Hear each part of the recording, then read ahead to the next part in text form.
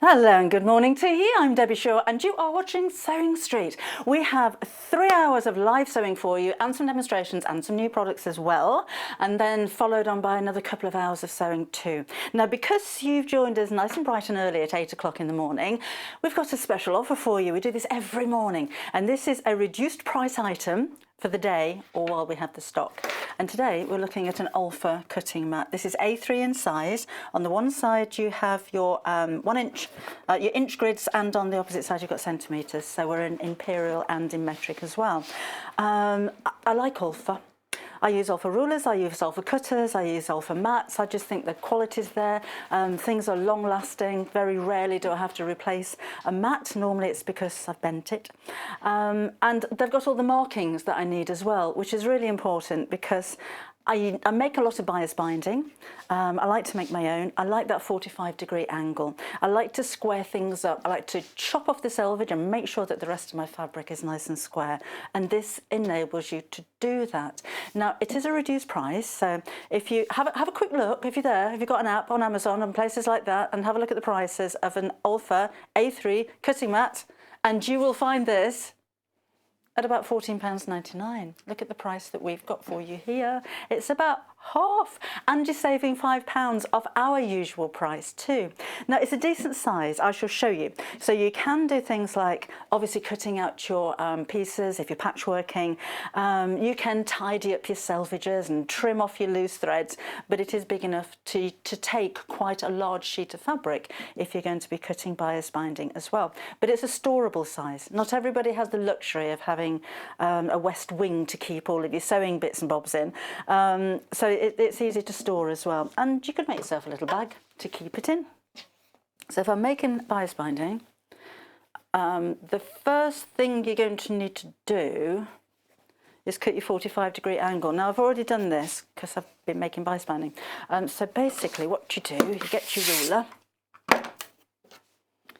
and I'm going to place the ruler, and I'm in one corner here, so those will be quite short bias strips along this 45-degree line. So I'm not using the measurements on the ruler, I'm using the 45-degree line here, and then I'm going to chop.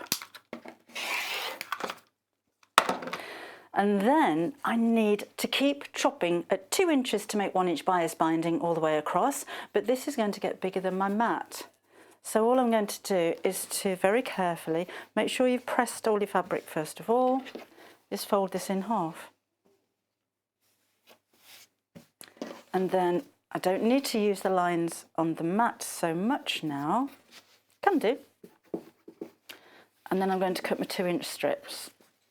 So when you're folding fabric and you've got the edges together, it's the fold of the fabric that needs to go on the line on your mat. Because if this isn't folded perfectly, you're not going to get a straight cut. So now I'm going to go 2 inches across on my mat again and cut. And there's my first strips. And as this gets longer and longer and longer, I'll keep cutting and cutting and cutting till it's too big for the mat, and then I'll fold again. And if you've got a quality rotary cutter and a little bit of pressure, there's no reason why you can't cut through 8 layers of fabric all in one go. Well, what you can also do, if it makes it easier, is to turn the mat around so that it's portrait instead of landscape, and that gives you a bit more of an area to cut on. So you can see, even though it's A3, it's not the biggest cutting mat in the world, it's certainly not the smallest, but it's a really, really useful size. That ruler's slipping around a bit actually. I think it needs some little pads on there to stop it slipping. Wait for the 3rd hour. Okay, so that is your early bird. You can multi-order, you can order as many as you like. You're only going to pay 1 P&P for the whole of the day. So if you pay £3.95 postage, that's half the price of your mat. That's a lot, isn't it? But then again, you can come back later on, you can order some of our brand new fabrics. You could order a skein of embroidery thread without paying any extra postage throughout the whole of the rest of the day until midnight tonight. Come back and order a sewing machine or an overlocker later on. Still won't pay any more postage for the rest of the day. Now, I did mention hour three. Hour three is going to be tools, but let's have a look at what's going to come up throughout the rest of the day today. So you've been on the phones and on the website already this morning for that huge Moda Le Beau Papillon fabric collection. It's already going, and it's going fast. So just to let you know, June's flower of the month is roses, and that's a panel, a fabric panel. So I'm going to be making a cushion cover, I think. I shouldn't make a bag. We make a cushion cover. I could make a bag. I can make a cushion. I'd make a cushion cover. That's coming up at 9 o'clock. And then we've got some new tools for you coming up at 10 o'clock this morning. And we've got some of your favourites that are back in stock as well. So that's how we're looking today. If you'd like to be part of the show this morning, or if you've got any questions, you'd like to share pictures with us, comments, if you just want to come and say hello, isn't it busy on the roads this morning? Or we're all seeming to be getting back to normal. Never seen so many cars for weeks. Come and let me know what you're up to. So you can join me on Facebook. Now, I'm not on the fans page. I did notice yesterday after we came off air, loads of comments for me on the fans page. Didn't read them. I'm on the Sewing Street TV page right now. So if you go onto the visitor posts, I've got my phone with me. So if you want any questions answering, or you want me to say hello or something, yeah, don't give me a ring. That's happened before. I got into loads of trouble. But yeah, on Facebook. Or you can email the studio, and that is studio@sewingstreet.com. So come and share your sewing projects, your sewing queries. Are you finishing off your UFOs over the last few weeks? Or maybe you're new to sewing, and this is all a very new world for you. Oh, you're in the right place if you're new to sewing. We've got everything that you need. Have a look on our website, which is sewingstreet.com. We've got everything from sewing machines to, of course, your fabrics and your tools and scissors to a packet of pins. There's everything that you need on there. And when you're watching the shows, then that's the inspiration that you have. So sewingstreet.com is the website, and you can shop there as well. And you can call us on 0800 001 4433 if you prefer to place your order that way and speak to an operator, and that is going to be free for you. So make sure you get your early bird in the bag, so to speak. Get your bird in the bag.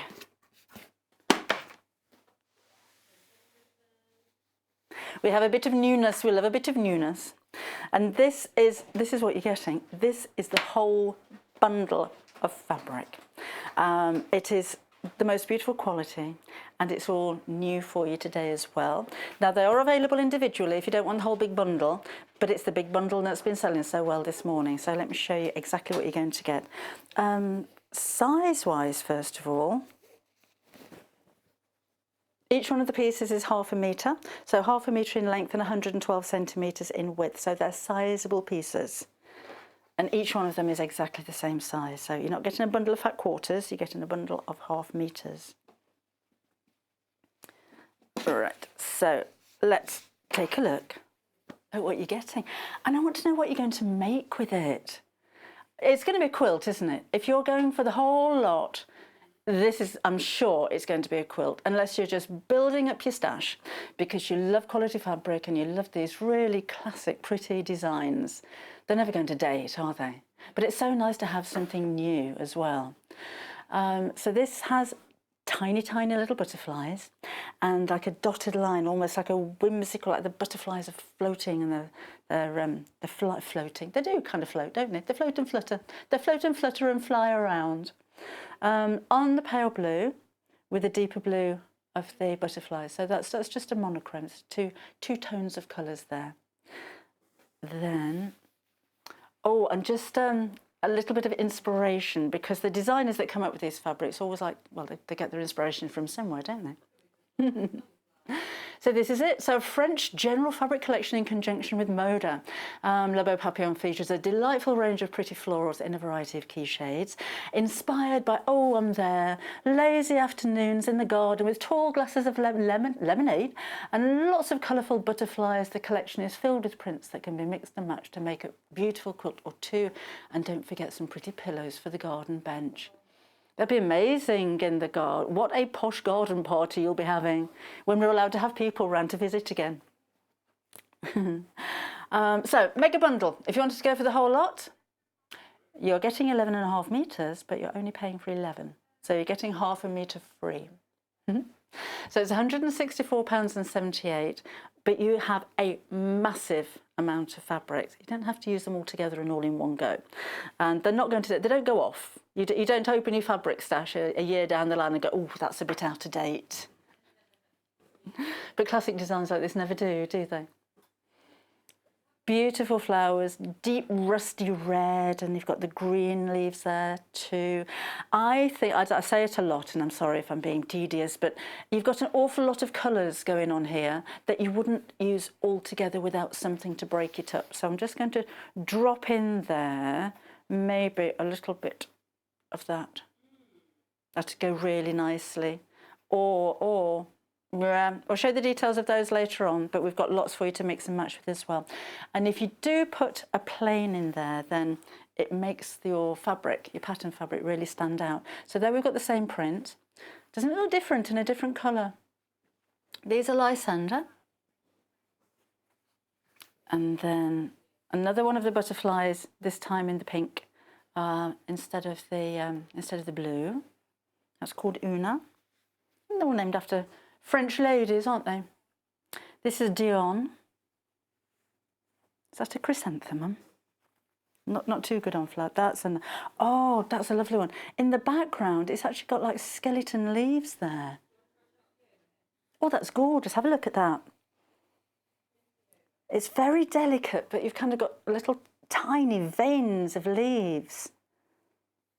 It adds texture, doesn't it? It almost looks like, you know, old paintwork, like old cracked paintwork from a distance. It gives a really vintage, shabby chic kind of look to it. And it's a lovely tapestry kind of feel, isn't it? I'm almost thinking, because of the colourways, I don't think I'm in the garden with butterflies. I think I'm in a stately home. I think I've got tassels on my cushions and everything. That's nice, because it's quite a small print, so you can put this together with one of the bold prints and they don't argue with each other. I don't like arguing fabric, I'm having none of it. This is a different colour in the butterfly again. That you're going to find really useful. That's Una. Teal colours, always popular, aren't they? It's really pretty. Again, very tiny flowers. It has got butterflies in there as well. Do you want to have a closer look at that one? Because they're very delicate, and I think because it's all in the same tone, it's all the same colours, you have to really find them. They're here, look. Just very faint. And just shading of the same kind of tones. It really works, doesn't it? I like that. It's like having a little surprise on your fabric, isn't it? Oh, now this is the same print, but the butterflies really stand out on this one. Really rich colours as well, aren't they? Do you know when fabric looks expensive? And certain colours can look expensive, can't they? It looks quality. And I think the cream background, again, it gives it that vintage, really classic kind of look. If it's a white background, it would look very modern and very bright and very stark and smart and fabulous. But the cream, I think, gives it that really traditional richness to the colour. And of course, you've got not just beautiful prints, you've got beautiful quality of fabric. Moda will use quite a few different designers for their fabrics. So Moda's job is to come up with a really good quality of fabric that handles really well, that feels wonderful, that's got to be up to standard, and then the quality of the print is really important as well. Normally with a very fine print, that really shows print quality. Because the cheaper ones, a lot of the cheaper ones, you can't see, that's got the veins in the background again. Huh? They won't take tiny print. They'll blur a little bit, but this isn't. They're really crisp. Then there. This looks like Wedgwood to me. That's that classical pottery. So I did Wedgwood for my pottery O level. Oh, that took me back a bit. That was in 1840. So deep background. Now this has a print that looks like linen. So although it looks like quite a loose weave in the ground, it isn't. It's actually printed. That's really clever as well. It's got a nice drape to it. It's a quilting weight cotton. No reason why you couldn't use this for dressmaking. It's a little bit heavier than a poplin, but it's got a really tight weave. That again's got the print of the of linen in the background colour. Good. Oh, there's another one with the butterflies on. Look. That's a nice colour, isn't it? And they really stand out. And butterflies. We get cabbage whites in the garden. So that's the same. That is the same print. Very different. I like a little print as well if you're doing smaller areas. If you're making a bias binding, you only get a small strip, you're not going to be cutting your butterfly's wings off. Or if you're English paper piecing, you've got those tiny little 1/2-inch hexagons maybe. Oh, I like that one. Oh, that is, there's the colours. It's really the colours. And you can really see the background on that one again, can't you?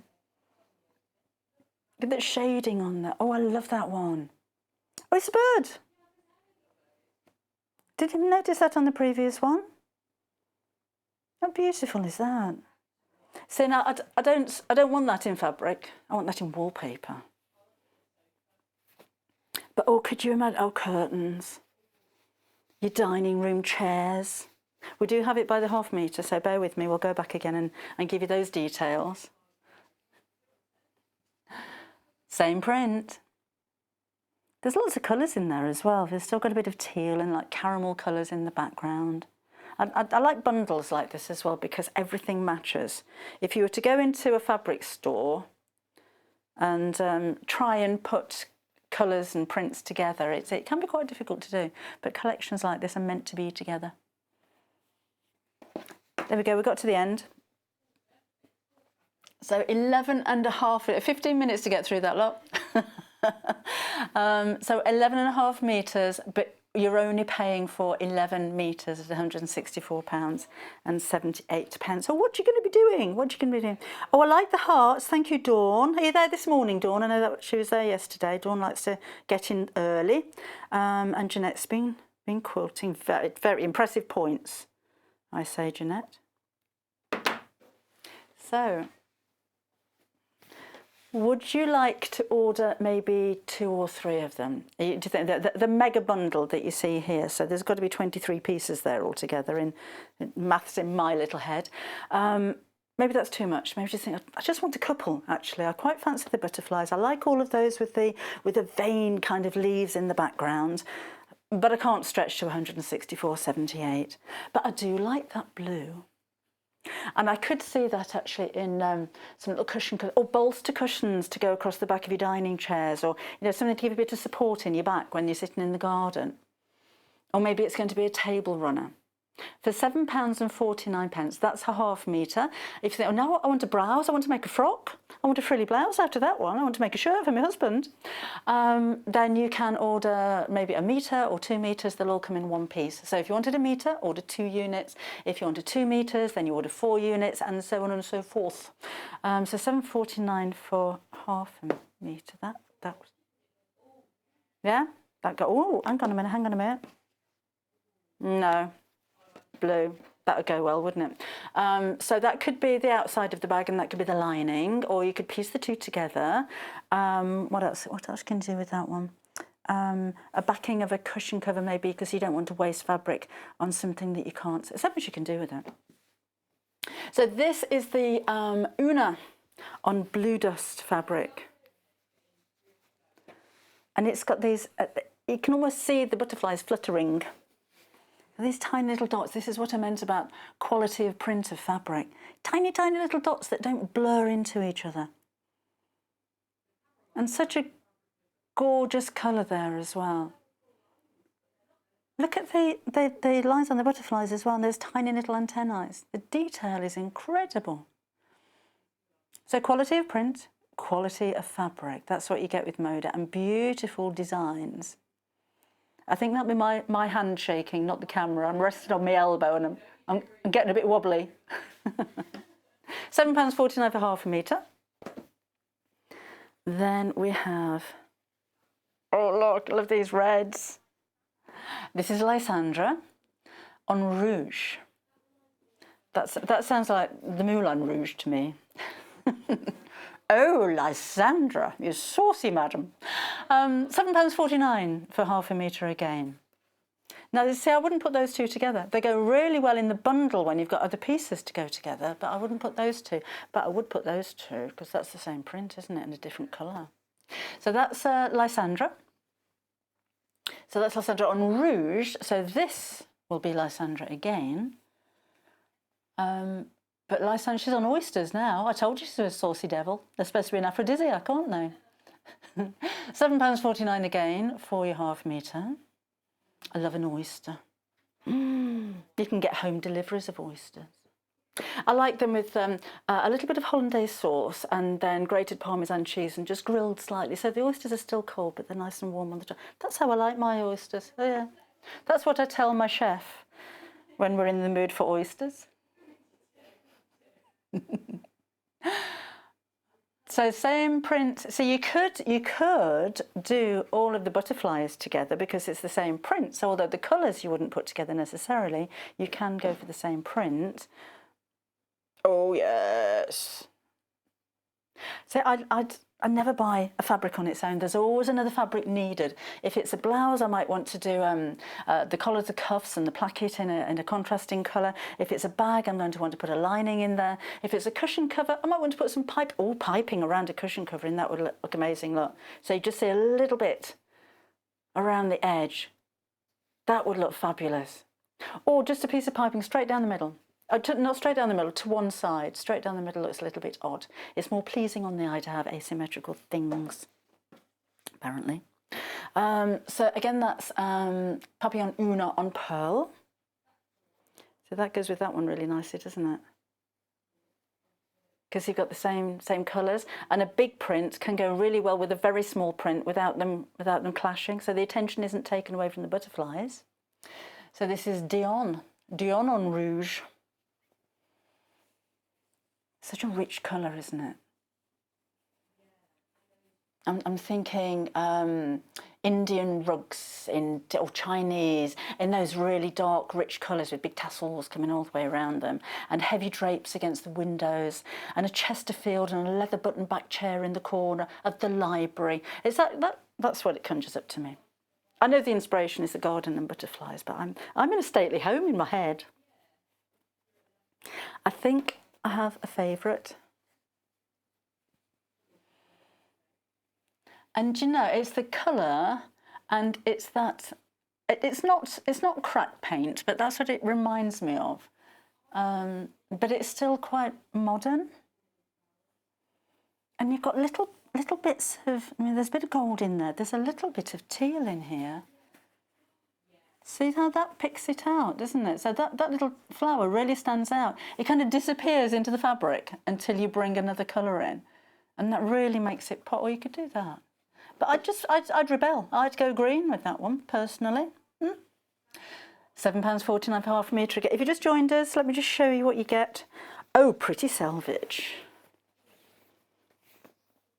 That's your half a metre. So plenty enough to make a table runner, maybe some placemats. Cushion covers.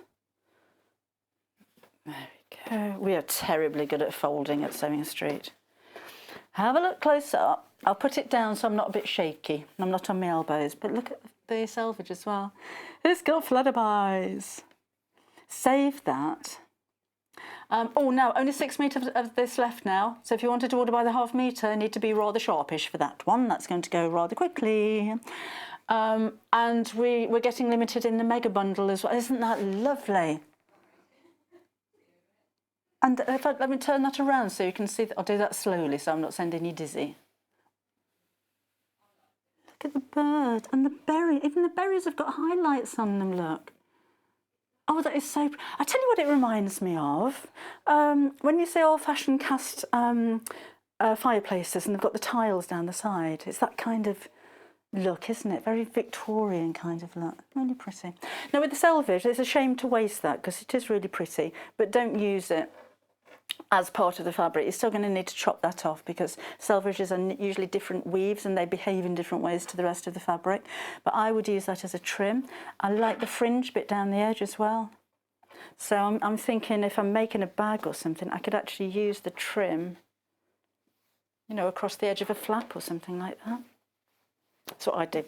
And means you really get your value for money because you're not throwing anything away then. Little flowers. Now this is very modern. I'm not in a stately home anymore. I am in the garden now. And this is Justina on faded red.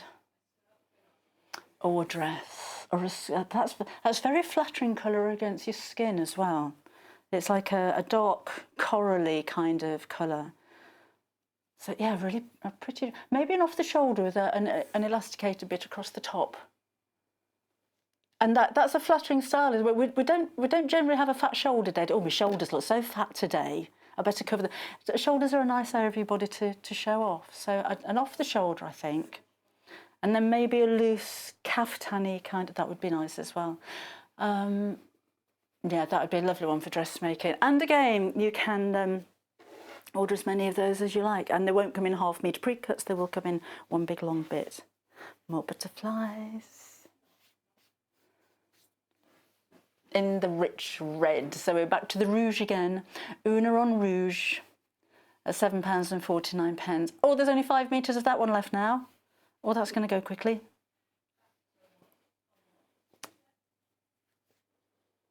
Oh, this is the one where we had to hunt the butterflies. They are there, but they're very pretty. I think no. So, blue seems to go, but that's green. So red, oh, maybe a light blue. Or a, no. White, I think, is a general consensus to go with that one, and we haven't got any. Oh, so actually, if you have something like a duvet cover or a top sheet, wouldn't that make just a lovely border across the bottom? Or if you have a bed runner, that would be nice, a little bit of patchwork, maybe some crazy patchwork with it across the bed runner. That'd be a bit posh. And then you could, if you bought some plain white pillowcases, you could just put a strip down the side of the pillowcase, so you don't even have to make the pillowcase, or on a set of towels, nice crisp white hotel type towels, and they have that woven bit that goes across each end, then just a strip across the end there to make it look like you've bought them from Harrods or something. Give a really upmarket kind of look, wouldn't it?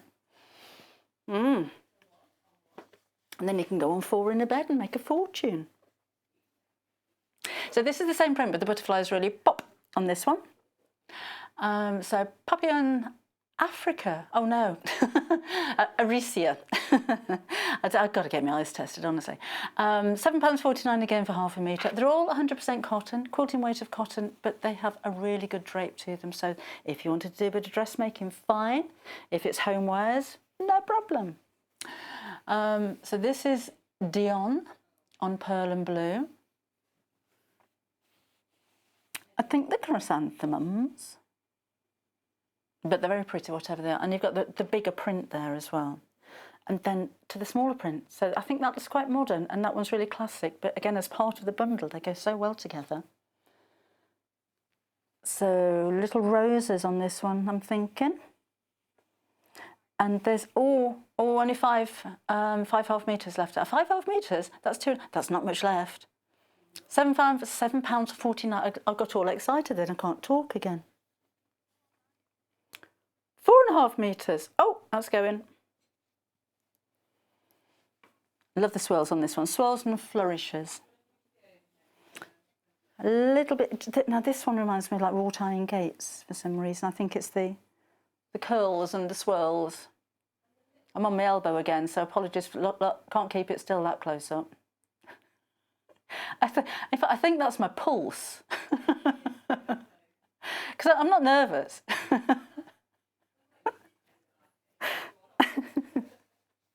Oh, tell me.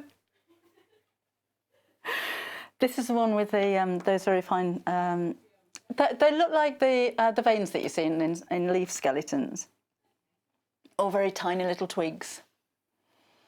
So this is Euthaliia. Euthaliia on faded reds, and again you've got the green. That kind of works, doesn't it? If you've got a sage green, that'd be fine. But you've just got these little bits of like a pale teal. In fact, that is just the same colour as that. So it really brings it out. Very rich, quite autumnal, I think, like that. And then this is one that's got like a print of linen in the background. That's really pretty. That does remind me of pottery. I think it's just the colours, isn't it? A fine china, cups of tea where you have to lift your little finger up. My grandma used to do that, a little finger up. Then she had a special cup as well. I used to think it was very silly when I was younger that grandma had a special cup, but I have a special mug. I can't drink out of anything. I've got my own chair in the living room. I tell you what, a sign of growing old is when you have your own stick to stir paint with. I've got a stick. Yeah. The husband hasn't got his own stick and he's older than me. Only 4.5 metres of this one left. This is a Mopasia Unfaded Red. I wonder who these ladies are. You haven't got any named after men. Why isn't there Jean-Paul? Here's Dion, £7.49. And again, you've got the print of the linen look in the background. It looks like linen, doesn't it? I think it's that kind of natural earthy colour that you tend to find with linen. That's Dion on pearl. And then the little butterflies again. And don't forget, you've got that lovely selvage. Really pretty. So I'll put it down so you don't see me heart beating. Teal again. Oh no, the greens with this one. Look at that. That is perfect. It's almost as if we planned the show, isn't it? This is Hayley upstairs. She's done a great colour matching job. In fact, do you know, I would go for both of those. So I would order all three and I would use all three. So maybe if I'm making a cushion cover, I could have that piping around the edge, as I said, and then maybe a strip to go straight across the centre just to break that up a little bit. Or you could do some scrappy bias binding around the edge of a quilt with it. I definitely would go for both of those and use them all together. So you could make a little bag and you could have a flap. Now I'd have the flap in the red, so I'd have the main body of the bag like that, and then I'd have the flap like that, and then I'd have the lining, and then maybe the handle made out of the lining. That's what I'd do. I'm going to demo something in a minute, aren't I? It's going to be a quick one. Right. We can make a bag in 15 minutes. Little butterflies again there with the blue in the background. Oh yes. And then, oh hang on a minute, I thought that was my favourite one. Oh no, this one's my favourite one. I thought it was that my favourite one, but is this my favourite one? But I can't order it because it's sold out now. But it's in the mega bundle. But you could get it on the pearl if that's the one that you wanted. Have a look on the website for all of these if you can't keep up. If you've lost the will, have a look on sewingstreet.com. Oh, see, that goes really nice. No, you can't buy that on its own, can you? So this one is the tiny little... I'd go with green again for that one. Those tiny little butterflies. That's a real vintage look, isn't it? Maybe you've got one of the vintage accessory books or the what do you do? The Hanging Hearts book that we've got on the website. Those would look lovely there. Like the Hanging Hearts that Dawn put on. Oh, that would look lovely. Dawn put some Hanging Hearts from one of my books on Facebook. And I think that would look with a bit of lace as well, like cream coloured lace. That would be so pretty. Oh, I'm sewing in my head. Never stop, really. £7.49, remember getting half a metre, 112 centimetres wide. Brand new to you on Sewing Street by Moda. Only 3 metres of that one left. And then finally, we have Euthanasia on Rouge. And again, it's £7.49 your price for those. Or shall we do a bit of sewing? Oh, unless you want to go for any of these. if you want to mix and match. So we have, now those two I'm going to get mixed up, cream, beige we're calling this one. So that's quite a cool colour, not cool as in trendy, but cool as in the shade. And it's really, really useful. Oh, that would go nicely. I'm now getting those mixed up now. £3.49 for half a metre, and it's nice quality. You know, sometimes you see a fabric that you think, well, £3.49, it's going to be like a dishcloth when I get it home. And it's not, that's really nice. You'd be surprised when you get that home at that price. And again, buy the half metre, so buy as many of those as you like. And then we have a tan. Oh, now, these two colours, actually, if you're doll making, perfect flesh tones. I've been doing a bit of doll making, I've been making rag dolls, and it's really difficult to get hold of nice quality flesh tone fabric that's affordable, because you're going to stuff a rag doll, so you don't want the like the weave of the fabric to be twisted while you're stuffing it. That's all right, okay. So I had a light bulb moment. Misty blue? Is that misty blue? Looks green to me. But if you wanted to order that green, then you need to quote Misty Blue. And that was the one that went so well with the butterflies, doesn't it? Oh, in fact, all of that. In fact, all four of those. Only one P&P. If you've already bought something this month, if you've bought your early bird, and you think, now look, I want to add £3.49 to my order, and it's going to cost me another £3.95 postage. Not if you've already bought something. And in fact, if you've already bought something and you want to come back later on and order something else, it's still only £3.95 for your postage. This crimson, no. That's what we're calling it, but that goes really well with the reds in the... it's a wine colour, isn't it? It's a rich red wine. Are we just calling this blue? Oh, cadet blue. Which goes really well. I'm mixing all these Moda ones up, so I hope we don't have to go back through them all. And finally, this is blush.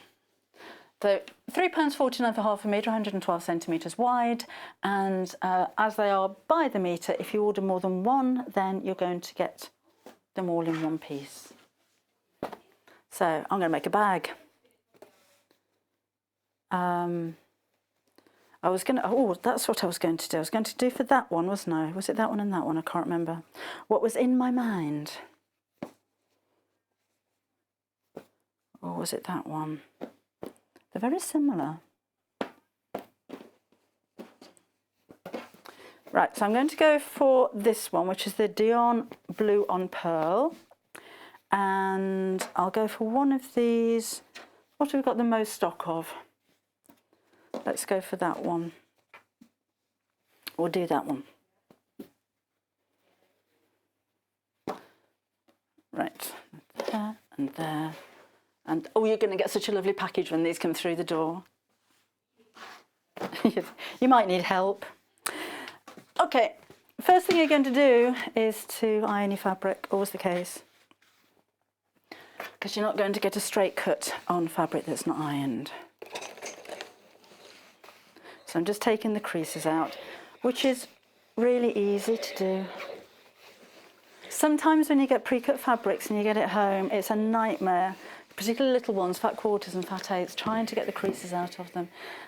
Quality fabrics, those creases just drop out. It's really easy to iron. And I think we'll do a reversible one. And then we can make the most of both fabrics, can't we? Ooh. I'm going to, right, let's have a, so I'll need 2 pieces for the front and 2 pieces for the lining. So 1 for the front, 1 for the back, and then 2 for the lining. So I'm going to cut those out all at the same time. And keep the selvage. So I'll turn my little mat around so I've got a longer length to cut. So I'll have my Janome ruler. And I'm just going to snip away or trim away that selvage. And that's going in my handbag.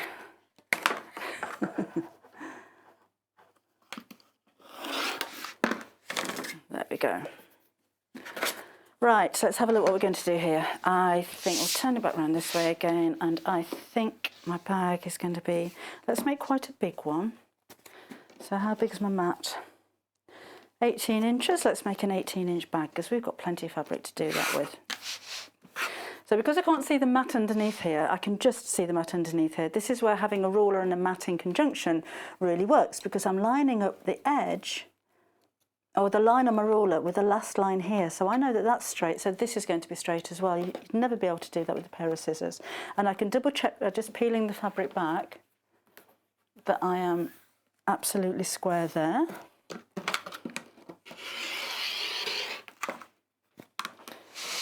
Look, dead straight line right along the board. Need to feel where the board is. Oh, I'm just out of it. And then when I move this down to carry on the line,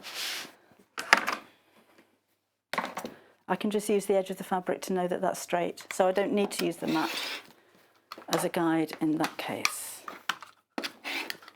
There we go.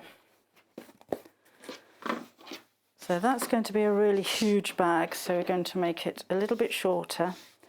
So we'll trim across there as well. So line up everything on the mat to make sure that it's square, and we'll have that at 13 inches deep. Where's my mark gone? There you are. There you are. I'm talking to marks on the mat now. Okay, those are for the handles. So on the bag, that's going to be very wide and deep, so I'm going to narrow it a little bit by putting some creases into it. But first up, I'm going to put some fusible fleece on the back of it. So this is the H640.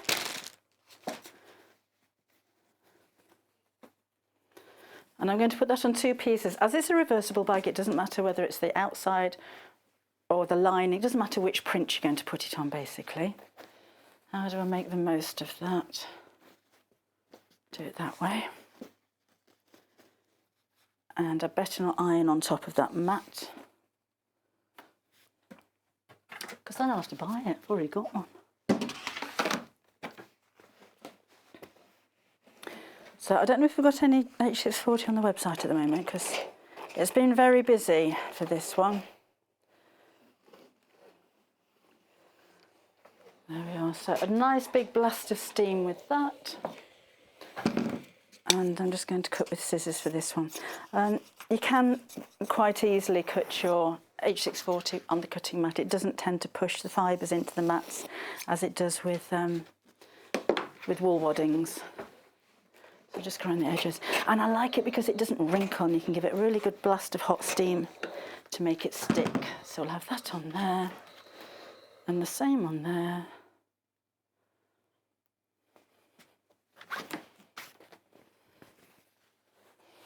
And I shan't, shall I put it in the hand? No, I shan't. I might put it in the hand. I don't know.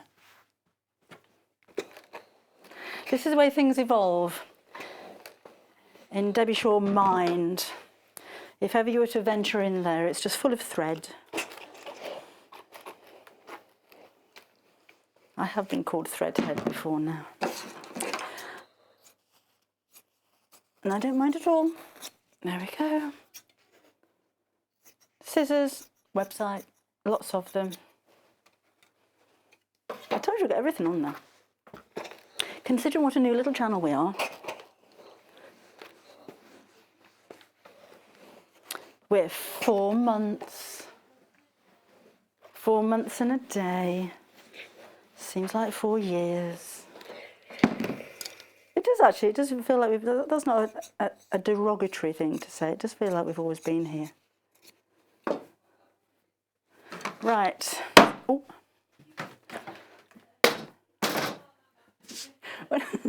When we get our new studio, we're going to have rubber tables that don't make noises, I reckon. So just get some pins. Because this is a very wide bag, so I want to make it a little bit narrower. So I'm going to fold over and pleat by about an inch, just at the top, like so.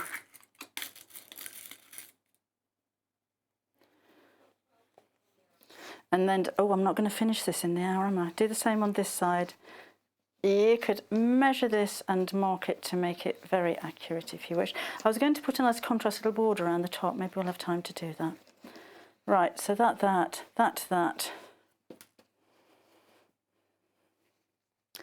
And that one. And then I'll spin that around. Ooh, and make sure my flowers are the right way up. Let's do another one to match. So I'm just lining up the top of that with the top of my bag so that they match. And the same here. Don't worry about perfection because it's only a bag.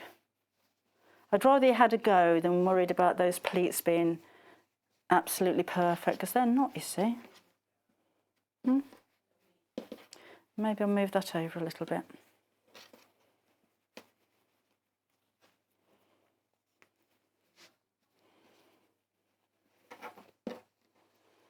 As long as they're the same width, that's fine. And then I'm going to do the same with these lining pieces. So all my fabrics will line the inside piece. Well, it's reversible, so they could be on the outside. So let's do that. And we'll do this. Now, there won't be a closure on the top of this bag because if you turned it out inside out, then the fastening would be on the outside of the bag, which wouldn't quite work. So I'm not putting a zip in or anything as such. But you could do, but it just wouldn't be reversible then. So pleat there.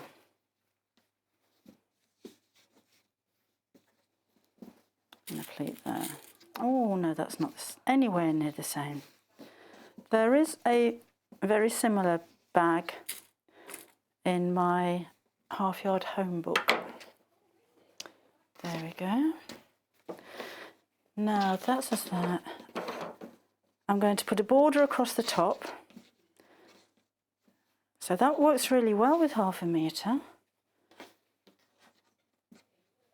So that goes there. A little bit big, but I can chop those down later. And we'll need handles as well. And what should we have the handles in? That one. I have cut through the label, so we've got no way of identifying which fabrics I've been using now. And these are going to be, is that the cut edge? Yep.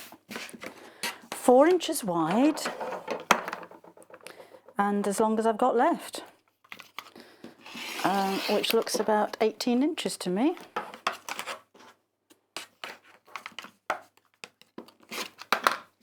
Okay. One final thing here. That's the top, that's those. I'm just going to round the corners. Okay, so I'm doing that by eye. If you've got a circular template or a saucer will do, just so that all of your curves are the same shape. And I would say a 5-inch circle would be fine for those. Could be maybe a ribbon reel and just draw around it. You'll have a lot of round things in your house, but you can guarantee there's never one the exact size that you need. Okay, that's that. So let's put the contrast. Oh, I needed some fleece on one of those. Oh, I need to cut that in half as well. So this is a bit of speed sewing, isn't it? Ooh. Part of the challenge.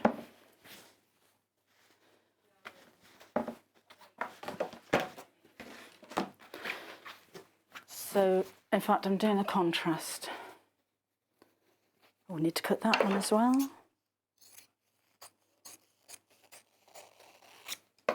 Right, so 2 pieces of fleece on the back of those. You can join this fleece together as well, it just butts up against each other, which is quite nice, so don't throw away your little pieces of it.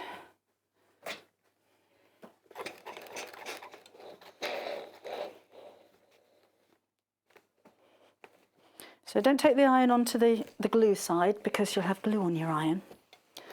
So I just secure it down the centre, then trim off the edge, and then I give it a quick blast around the edge just to make sure it sticks. So 2 pieces of fabric would be £15, and then you'll have £10 for your H640 if we've got the stock, and you'll have loads of that left over. So you've got a really nice Moda bag, French inspired, for £25. Okay. With the little pleats on here, I'm just going to sew part way down to secure those. I'll find my foot pedal, which is over there, on its way to Northampton this time, that foot pedal. It moves across the room as I'm sewing, I don't know why. So just a few little top stitches, so let's increase the stitch length a little.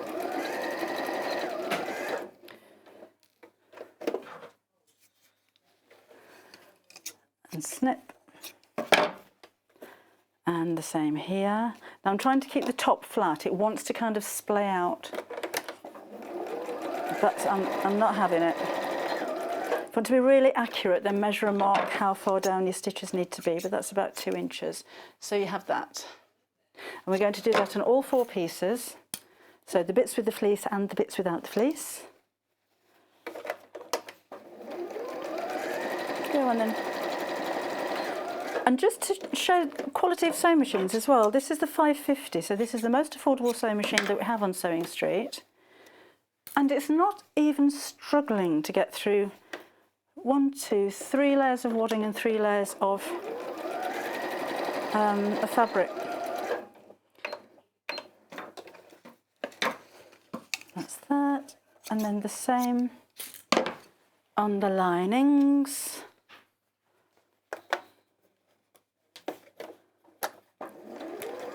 Not exactly a lining, but on the inside, on the bit that doesn't have the fleece, so to speak.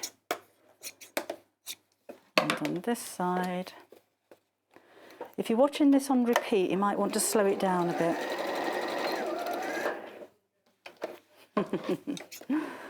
But honestly, if you can't keep up, if you want a reminder of measurements or anything like that, these programs will be on YouTube. We have a YouTube channel. It's called Sewing Street.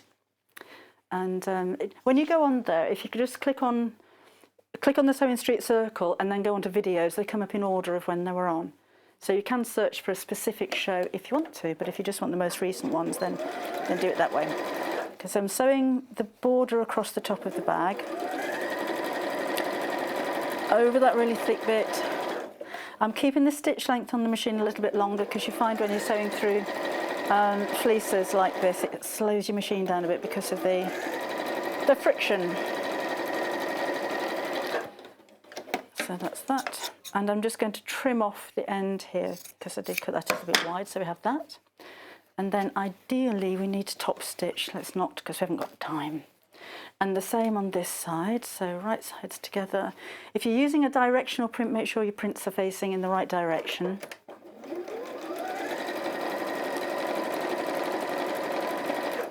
I think we should top stitch it, shouldn't we?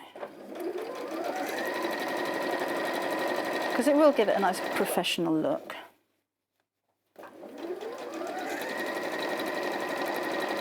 And there you go. And we'll trim off the end here again, just so it's the same width as the bag, so we've got that. And then I'm just going to top stitch across the top, longer stitch length again. And that'll help to keep everything nice and flat and give it a professional finish. I like a bit of top stitching.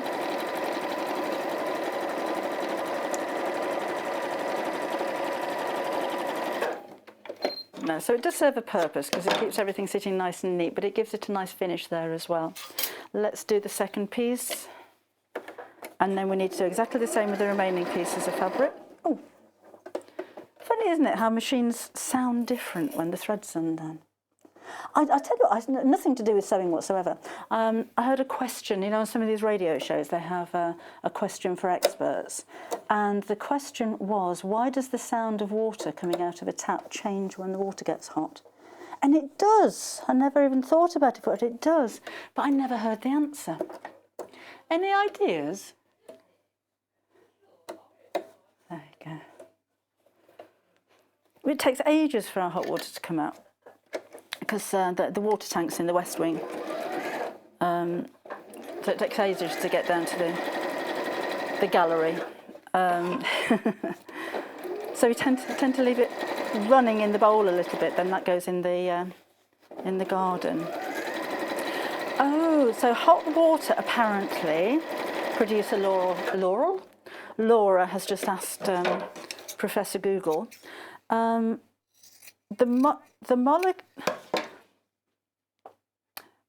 water produces a higher pitched sound because the molecules are moving around quicker than in cold water. Well, there you go. See, I could have done that, couldn't I?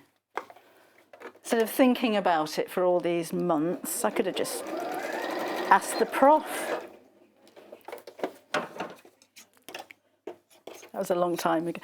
In fact, you forget about it until I turn the tap on in the morning. You think, why does that sound like?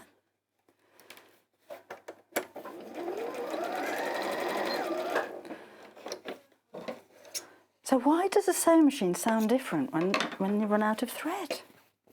Probably the same reason. Okay, right sides together with the border across the top of here.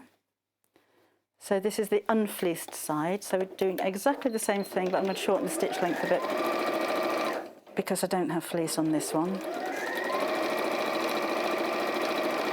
And I'm just using the edge of the foot as a seam allowance, so I'm not measuring 1/4 of an inch or 1/2 an inch or anything like that. It doesn't really matter the seam allowance as long as it's consistent. Let's flip it over and top stitch this side. Oh, there you go. Got my thread caught.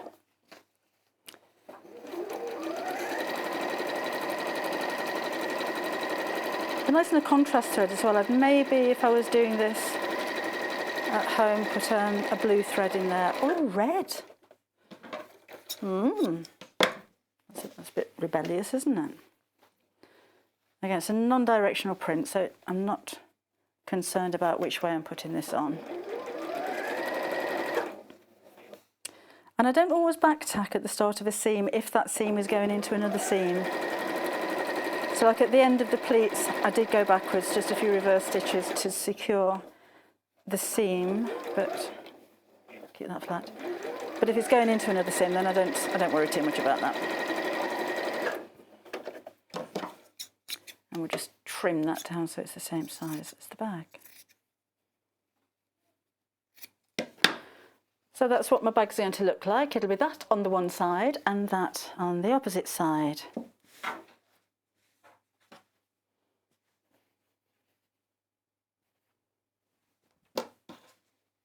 I think that trim on the top's too big. So I'm just going to cut it down a little bit. I'm going to make it 3 inches instead of, no I'm not, I'm going to make it 2.5.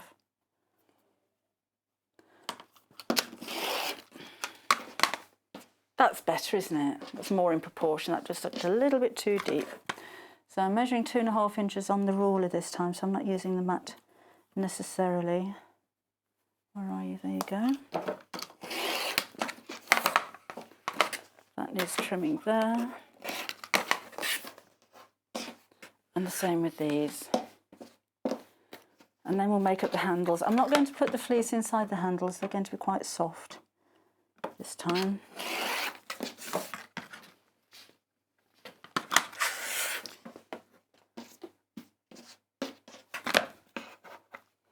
I'm just measuring 2.5 inches from this seam here, so they're all the same length.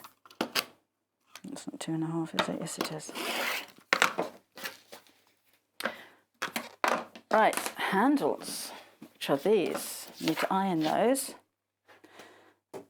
So a little bit of spray starch maybe, if you're not going to put any wadding inside. If you're going to put the fusible fleece in the handles, oh, that's all the pins.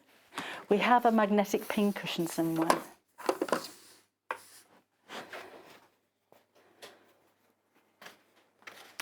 I was saying, if you're going to use the fleece in here, I'd just cut a strip 1 inch wide, not put fleece all over the handles, because they'd be a little bit chunky. And they don't sit too well when you've got too much fleece inside there. They tend to kind of bend a little bit. So fold in half, this goes to the centre. And then this one to the centre. Such nice fabric to work with. And then fold this over. The mega bundle, by the way, that's your 23 metres? 23 half metres. Don't oversell it, Deborah. We're down to single figures now. So details on your screen at the moment. So you'll have these two, that's half metre lengths. 23 of them. And one of those you're not paying for. So that's our little bonus for you. 7.5 metres in total. Some of these fabrics on their own are selling out as well. So have a look on the website. But I think when I see big bundles like this, I think, oh, quilters are buying this. But maybe you just love all the different colours of fabric. Maybe you're just going to use a couple to make a bag, and then maybe 3 or 4 to make matching cushion covers for the living room, maybe some to throw around the bedroom, and just lots of homewares all matching. Doesn't have to be quilting, does it? Right, I'm going to sew down the sides of those. I'll just sew down one side. I'd normally sew down 2. Because it's aesthetically pleasing to do so.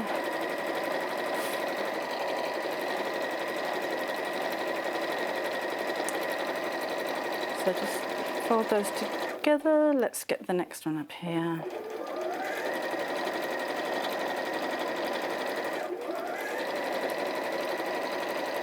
And away we go. So you could, if you put a little bit of padding in there, you could kind of quilt down the centre. Oh, you could have quilted the bag actually. That would have been nice. Through the fusible fleece, maybe just do some crosshatch quilting across there. Add a little bit of definition to it. Then let's take that side. I've bent a pin there, I haven't done that.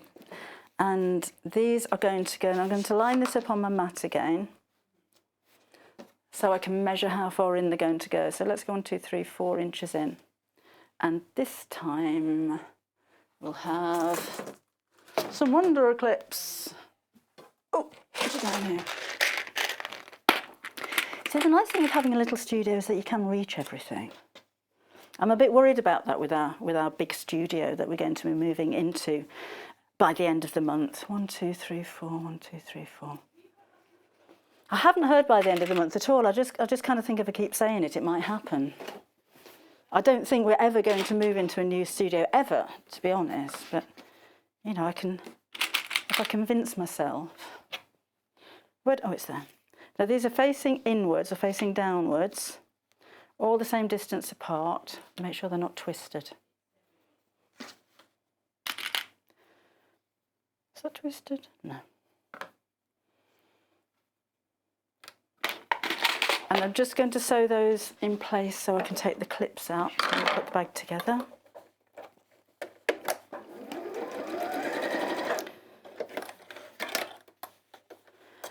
So just within the seam allowance, this is just quite close to the edge, so it's just holding it in place while we sew the bag together. Also, just spare bit of fabric there. And let's do this. I've got enough left, even from these 2.5 metres, to make a purse. This is left. That's all left over. So I could make a little matching purse with maybe. Oh, I could do that. I can't do it now. I'd be sewing all day. That's what I do at home. But I would make a little cosmetic bag with the border across the top, like I did with the bag, so it looks like that, and then put a zip in the top. So it wouldn't be reversible, but it would match. A nice idea. But from start to finish, if you do a lot of sewing, you can probably make this even quicker than I have. But from start to finish, you could make up a bag within a couple of hours easily. And this was Well, that needs trimming down a little bit. I didn't even cut the pieces out for this beforehand because I didn't know what I was going to do, to be honest. Oh, look. There we go. That's okay. So I did come undone again. Right. Now my lining's a little bit, or this side is a little bit longer than the outside, but I'm not worried. I'm just going to trim it down. Let's see what happens with these two. So right sides together. So I've trapped the handle in between the two pieces. And then the same here. Yeah, that needs trimming just a little bit, not very much on that one. If you measure your pleats accurately, all of the fabrics should be the same width, but it doesn't matter if they're not exact. Over the handle. You could sew over that area a couple of times. Oh dear. Ran out of bobbin thread. Oh, I've got a spare one. There's one in here, that's fine. Oh, and it's the right colour too. That's a bonus. See, in the new studio, we'll have staff. We'll have camera operators and floor managers.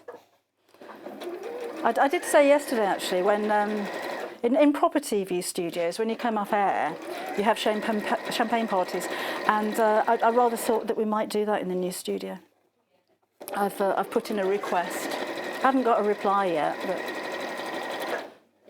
mind you, I've got a 2-hour drive home. That'd be fun, wouldn't it?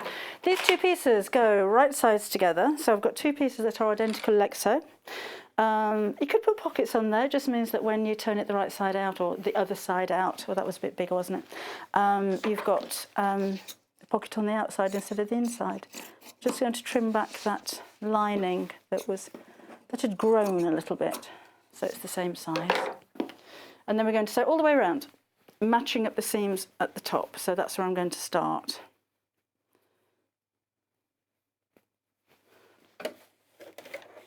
There we go.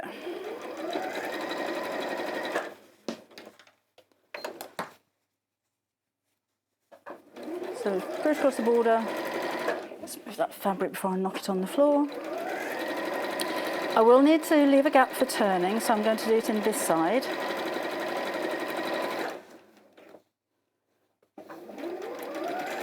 Whiz around the corners, or the curves, I should say.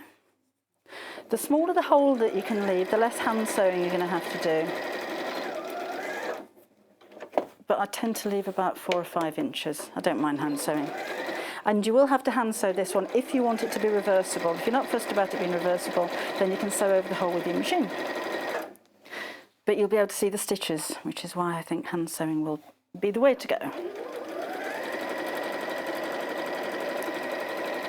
So matching up that seam at the top particularly again here. And this is what I was saying about not worrying about back stitching at the edges of those seams, because I'm going over the end of the seam with this seam. Right, and you go with the big lumpy bit, go on. I'm going to make a cushion cover in the next hour. Oh, I didn't line that up quite right. Look at that, that was bad. See, that's what happens when you rush. This is when your quick unpick comes into it. It's little magnetic scissors, look.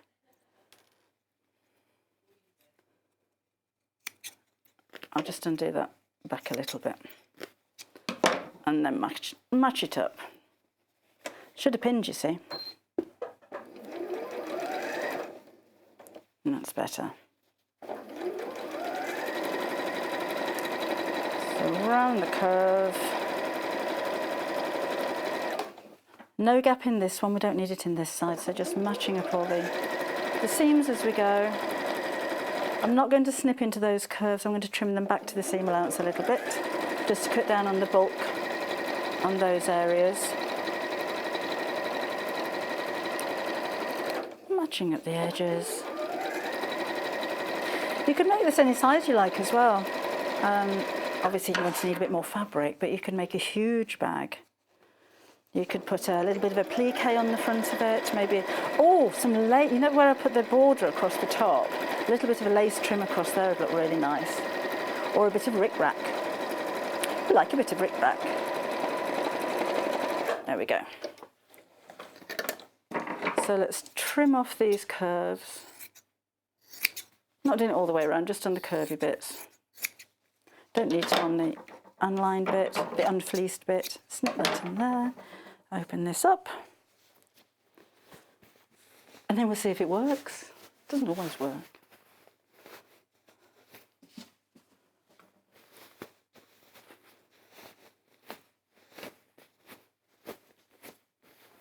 There. So let's push out this curved bit. I would do a ladder stitch on the whole. I'm not going to do that now because we'll be here for another 10 minutes. But a ladder stitch, if you weren't aware, fold that over and press it so you've got the edge, and you're going to go in one side, across, in the other side, across, and just do a running stitch like that, and it creates that shape stitch. And when you pull it tight, you won't see any stitches. It'll just completely blend in. Use tiny stitches. So let's push that inside. I'd normally top stitch around the edge as well. Let's press it. Almost done. So I'm going to pull out the handle so it's right on the end to encourage the seam to sit right on the top.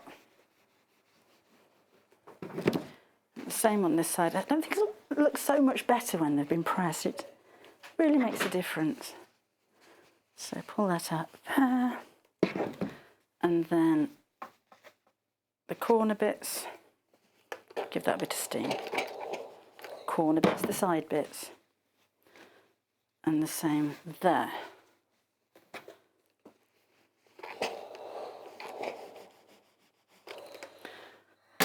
Okay, so let's see if it's reversible. So that's the one side.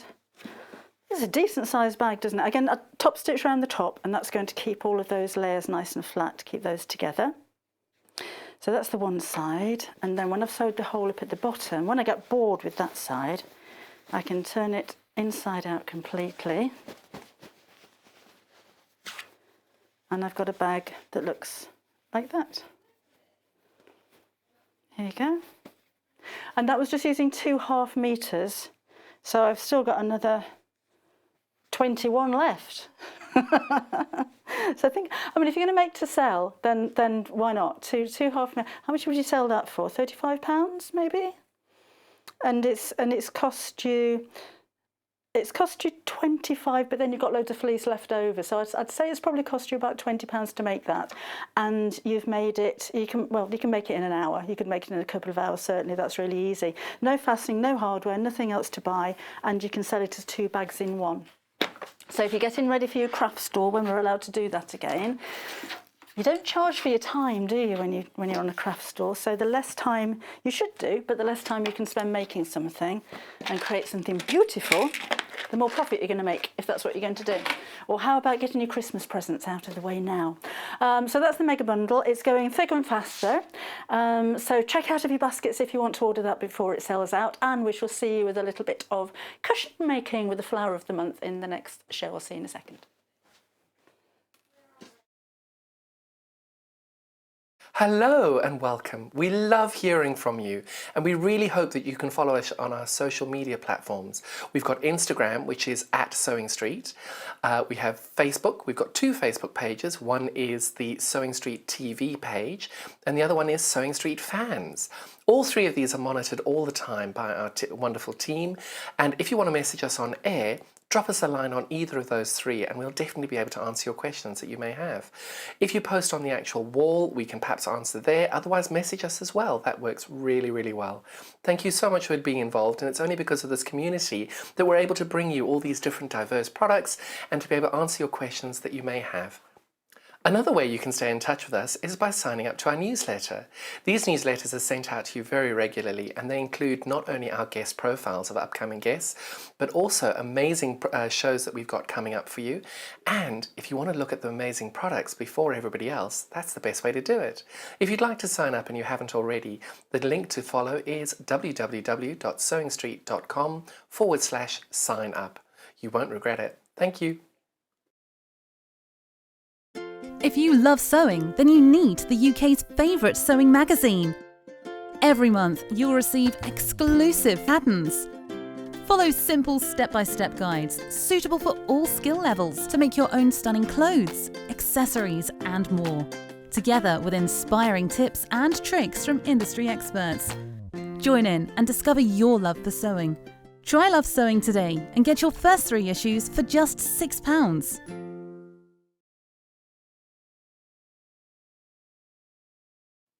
Hi, I'm Debbie Shaw from Sewing Street, and these are my 5 top tips for successful sewing. So, number 1, always use a good quality thread. A good quality thread will keep your seams stronger and also help to prevent lint building up inside your sewing machine. Tip number 2, if your project isn't going quite according to plan, put it down, walk away from it, come back again the next day and you'll probably find that things don't seem half as bad as they did. My tip number 3, never throw away your sewing machine manual, always keep it to hand because you're going to find hints and tips, techniques and troubleshooting in that manual. You'll miss it if you lose it. My tip number 4 is to read your pattern instructions before you even cut out your fabric. Different manufacturers of patterns will give you different instructions, different ways of constructing your garments and different seam allowances. So to have a successful garment, you need to follow the instructions precisely. And then tip number 5 is don't give up. Every professional sewer sewed their first seam. Every professional quilter quilted their first quilt. Every professional quilter sewed their first line of wonky stitches and had to get out the quick unpick. That's no different to you. So I hope you find these useful. If you want more hints and tips, then why not go to Sewing Street on channel 74 on Freeview, on Sky 670, and of course we have a YouTube channel where you can catch up on previous demonstrations. We'll see you soon.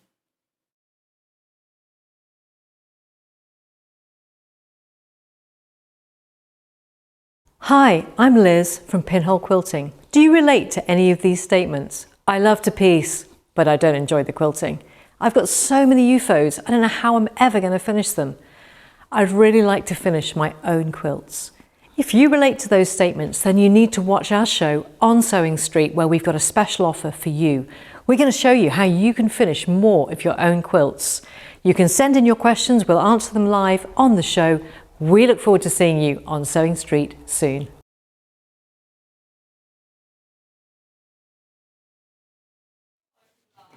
Lots of new things on Sewing Street, aren't there?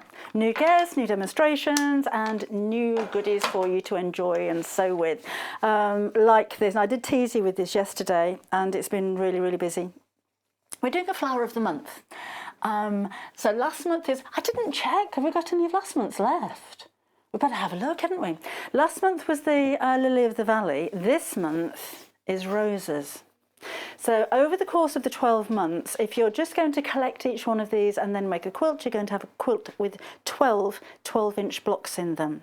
But then you've got the extra fabrics here as well.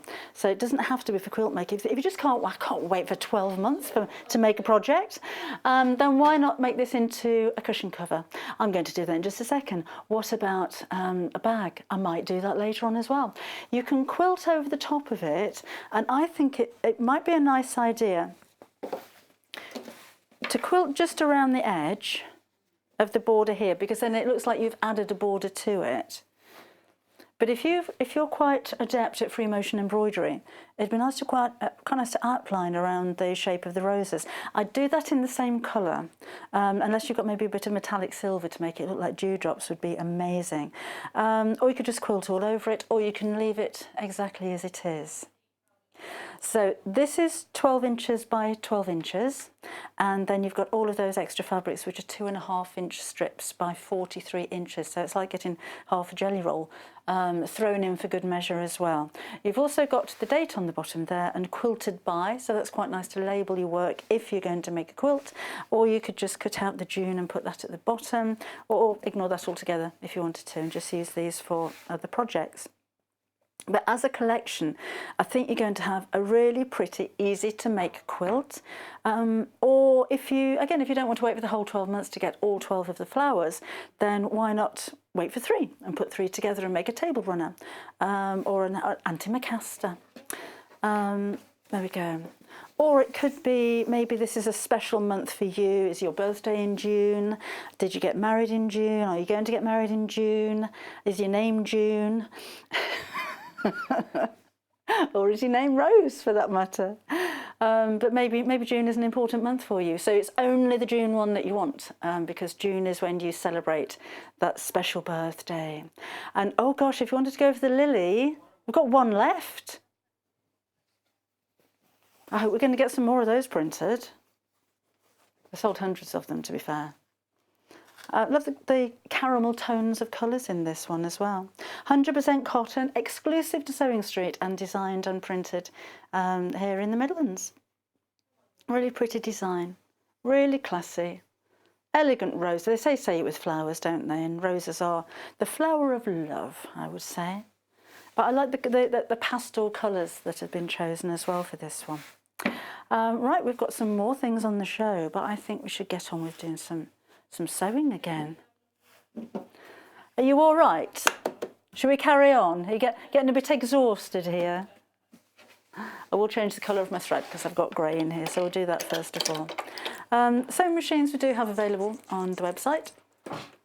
This is the most affordable sewing machine, which is the 550, but I think it's quite nice to show you what a little machine like this is actually capable of. So if you are quilting, if you're, let me have a look for some thread. So this is hilarious. Actually, it's not. It's really good for this project.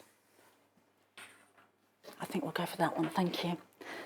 Because we've been given a whole load of threads to use in the shows. They're all brown. There we go. The occasional blue, a little bit of pink, but they're all like browns and greens, look. But that's not too bad for this because I can probably pick out something that matches perfectly. Maybe that won't go. Oh, it's only on the back.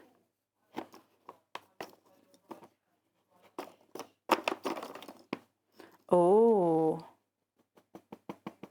Shall we do that? Let's do that, and then we'll go to a paler colour when we do the seams. And I'm just going to leave pink in the bottom bobbin because we won't see that. There's every shade of brown you could ever imagine in here, apart from the one that you want. Oh well, let's just do that. That's only for the seam, so it doesn't matter, does it? So this little machine has 50 stitches. It's got a drop-in bobbin with a thread snipper on the side of it. Not one that cuts the threads when you're sewing, it cuts the thread on your bobbin. And what do we need first? We need that one first.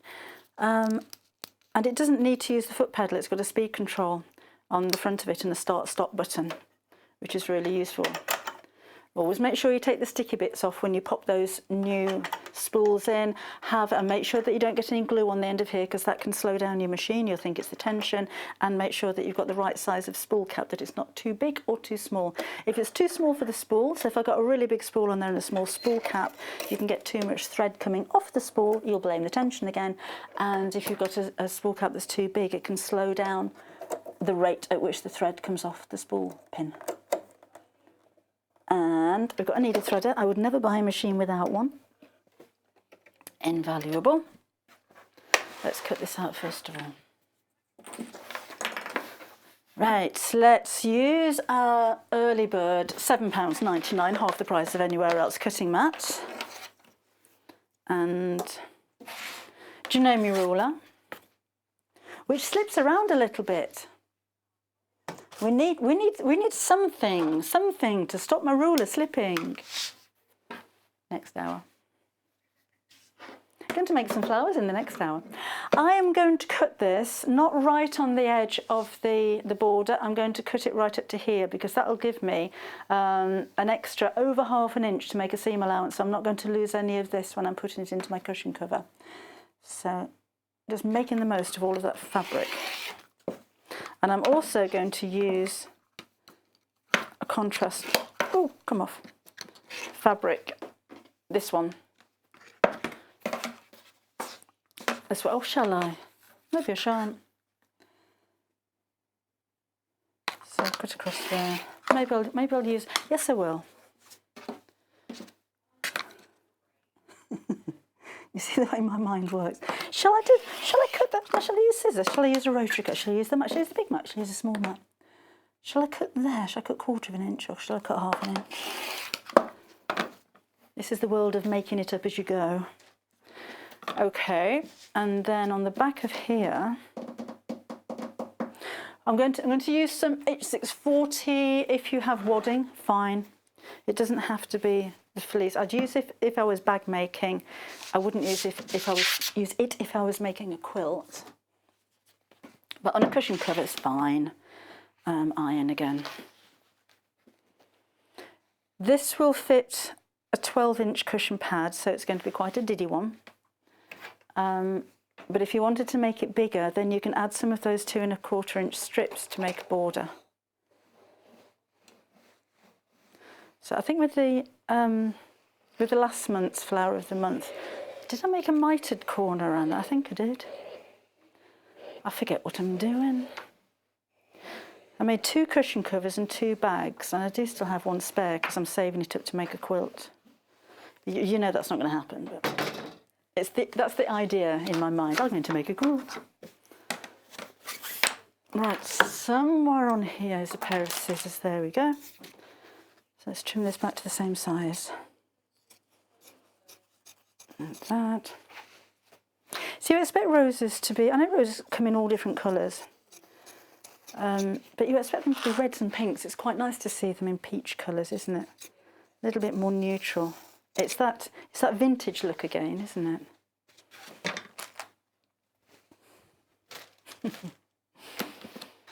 I'm not a fan of roses in the garden. They're spiky little devils. And my first house that I ever bought on my own was a terraced house with a small front garden. And right outside the front door was this huge rose bush. So I tackled it one day and I chopped the whole thing down, dig up the roots and everything, and then I thought, right, I'm going to plant something that I like there now. My next door neighbour came home from work later on that day and explained the layouts of the front gardens were slightly offset to the houses. They were all, there's your door and your garden was to one side, and I'd dug up his prize rose bush. But you know, roses have grown on me. I do have some, I've got some wild roses in the garden. They are gorgeous. Like really delicate little pink ones. I do like those. So I have become fond of roses. That was a long time ago when I dug up the rose bush. All right, now then, I've got my contrast thread, so I'm going to stitch around the edge. I'm going to start stitching in on the left-hand side. If you're making a quilt, or if you're making anything like this and you want to join something or overlap the stitches on the end so that my stitches might not be perfect or they might be a little bit thicker when they overlap, always do it on the left-hand side, because when you look at anything, your eyes automatically go from left to right, so they're taken away from the join or the stitches or the mark or whatever it is over to the right-hand side, and you tend to spend more time looking at the right-hand side of anything.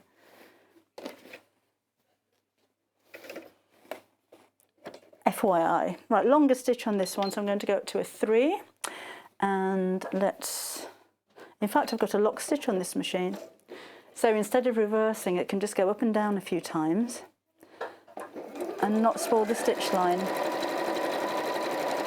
If you're using wadding, as in a natural wadding or a wool wadding, make sure you clean your machine afterwards, because I haven't got any backing fabric on this.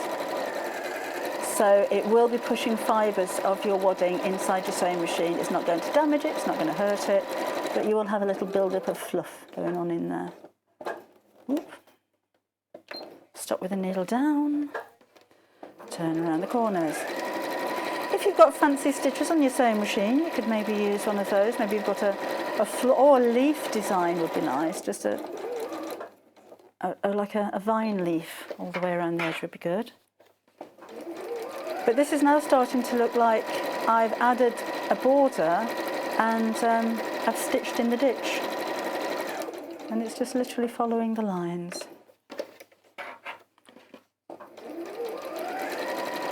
So let's see how carefully I can match that line up again to where I started. That will do. And then I'll do the lock stitch on that one again. So I haven't reversed backwards, so I don't have a big bulky lump of stitches there.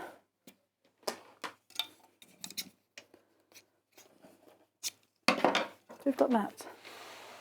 And again, remember you've got all of these strips of fabric as well. If you want to just keep adding to and making that bigger and bigger and bigger, then you can do. I'm going to do some ties to tie this one. Should we do them at the side or should we do them at the top? Do them at the side. Should we do them at the side? We do them at the right side. We could do them at the top. We don't do them at the bottom. We'll do them at the side. Let's cut these strips out.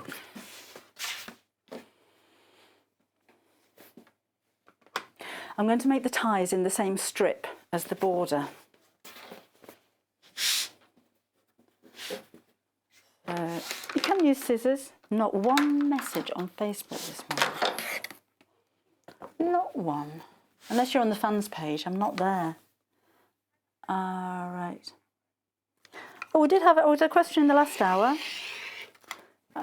Wendy was asking, could you use 8640 as wadding in a quilt? I wouldn't, to be honest. If I'm quilting something like a table runner, fine. But if it's something that you're going to sleep under, no, because it's polyester. And it's got glue on the back as well, which isn't always appropriate. So it depends what it is you're actually quilting. If you're quilting a bag, yep, no problem. But if it's a bed quilt or a lap quilt or something that you want to be soft and flowy, then I wouldn't use that. There's some very nice soft polyesters, but just not ones with glue on them. But I'd always use a natural wadding, or maybe one of the 80-20 waddings in a quilt. So the 20% polyester, 80% cotton means that you get the breathability and the softness, but that 20% polyester means that it stops shrinkage. Really easy to cut out these as well. With the last one, I actually used all of the fabric all in one piece to do the back of a bag. So you don't have to cut them all out. Oops. Just got a piece caught there.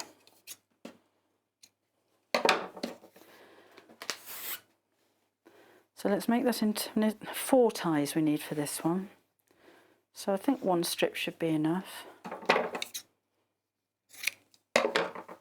Yeah.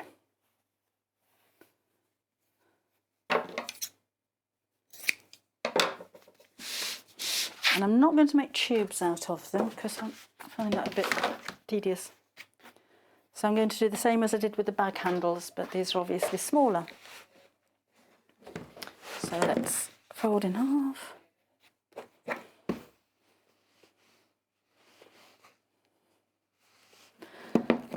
And to the centre.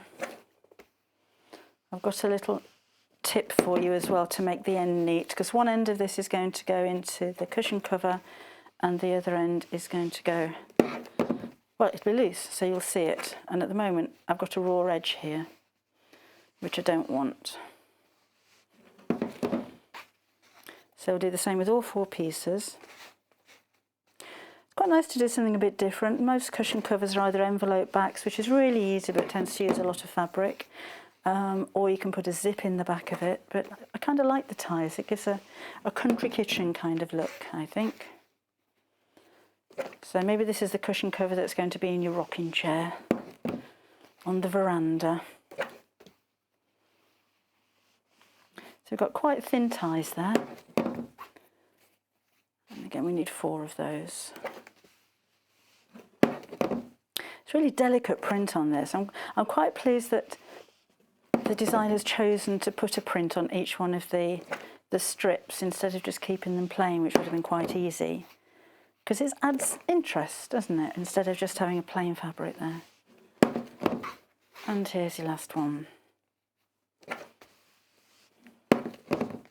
Oh, I just need to change that brown thread for a paler colour because I'm top stitching this as well.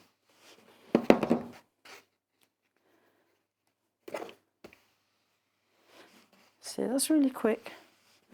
I find it quicker making straps and things this way rather than turning tubes out, although we do have some fabulous tools on the website. Right, and that's that. Now, where I was saying about the end, to make that end nice and neat, and this is the same if you're going to use, if you're going to make these for bag straps, if you're going to see the end of the bag strap, then what we're going to do before we sew it together is to turn the whole thing over like that, so the long raw edges are here, and sew straight across the bottom. So I'll just change the colour of the thread and then we'll do that.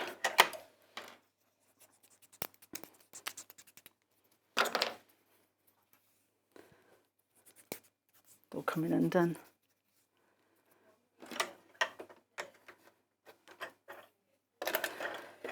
Up, down, around there. Needle thread are fabulous. See how quick that is to thread. Stitch length down again. So again, fold it over so that the long folded edges are together, and we're just going to sew straight across that end.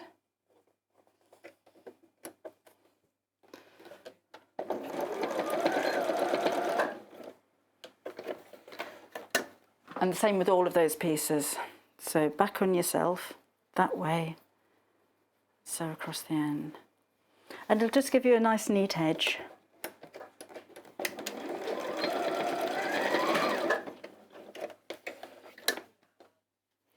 So that, fold that way, squish together, sew across the end.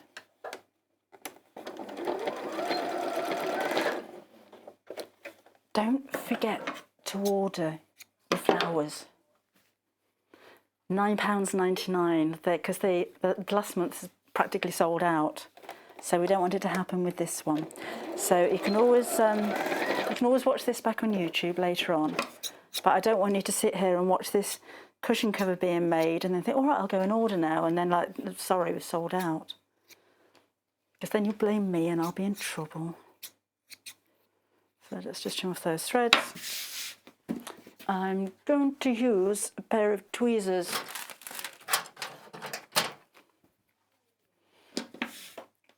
These tweezers are £699.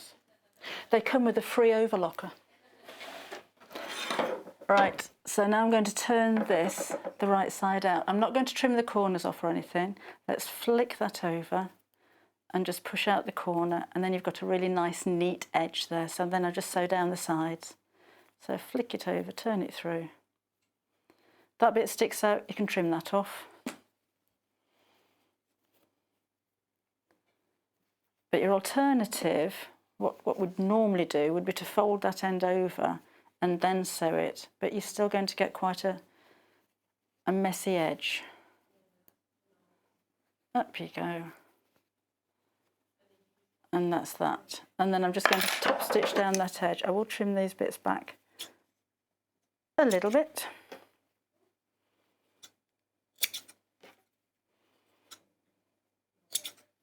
We had the studio cleaned just before we went live this morning. I hope she's still here. I hope she doesn't mind doing it all over again, because that's gone everywhere. And then just sew down that long edge. Again, you could sew down both edges if you wanted to, make it symmetrical. But I'll just do the one, so that'll take half the time. Bear with me a second, just want that.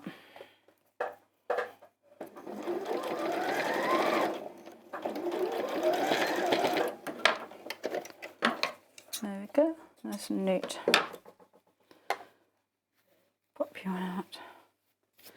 And I'm sewing from the raw edge down for a reason, because you know what it's like when you start sewing off the edge of your fabric and your machine doesn't like it and it gets all knotty.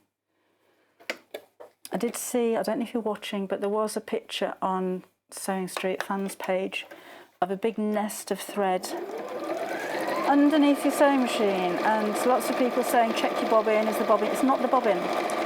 If you get that nest of thread underneath your fabric, it's your top thread. And even though you've used that thread before and it's been fine, rethread it again, just make sure that you've got all of the tensions engaged. So hopefully that will sort you out. Right, back down to this one. This will be quite quick once we get going. But it's nice to have a project that takes a while. If I'm going to spend the day sewing, I can get quite disappointed if I've finished in half an hour. I think, what shall I do next then?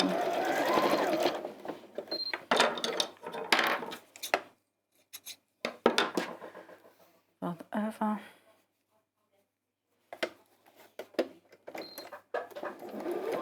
Oh, needle undone again.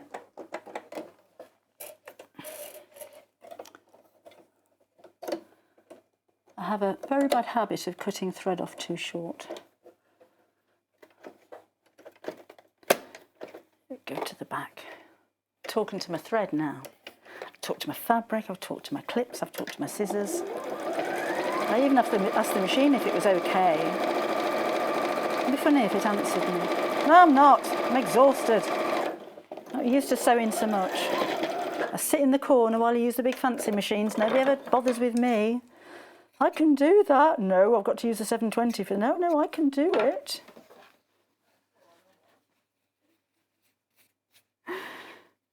I'm just going to snip all of those ends off and get rid of all of those loose threads on the end and tidy those up a little bit. Like so. Haven't got a bin down there, it all goes on the floor. There we go, right. We need a little lip to go around the edge, because if I just put these right on the edge, I'm going to have a raw edge when I put my pillowcase in, my cushion cover in. So I'm going to make those out of this. So let's get the cutting mat again. You won't really see too much of this, but when it does open up, it's nice to have it in the same colour. So I was looking for the ruler, which is right in front of me, and we'll have that 2 deep. As in 2 rows deep. So just chop off this extra.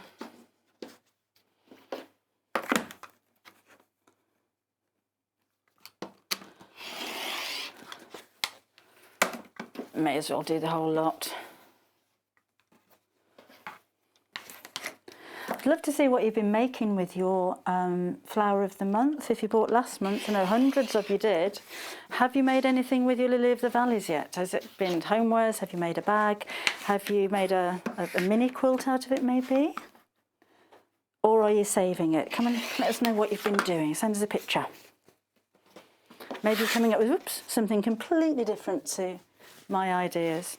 I'd love to see them. Where am I going with that?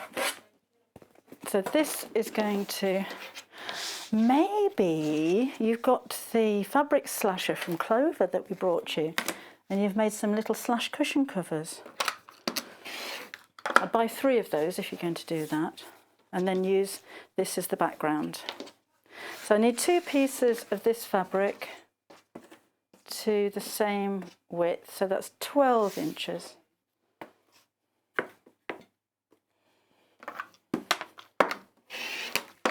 Right, so that's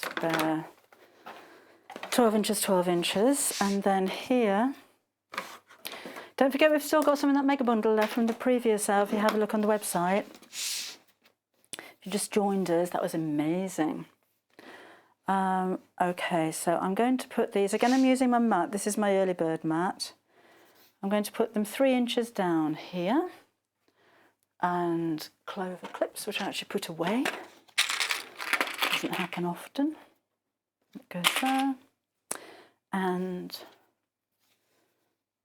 oh, I need a back for it as well, don't I? So 3 inches down, 3 inches down, 1, 2, 3. That's that. What should we, let's use this as a backing fabric. So I'll just need a 12-inch square. Nearly forgot about the back. Right. So because I'm using the early bird mat, which is smaller than the width of my fabric, I've folded that in half. And remember, when you're cutting on the fold, make sure it's the fold that's on the straight. So that's straight. Selvage might not be 100% straight, but it will be when I've chopped it off. So I need 12-inch square, which is 6 inches that way. What am I doing? 12 inches that way, you silly thing.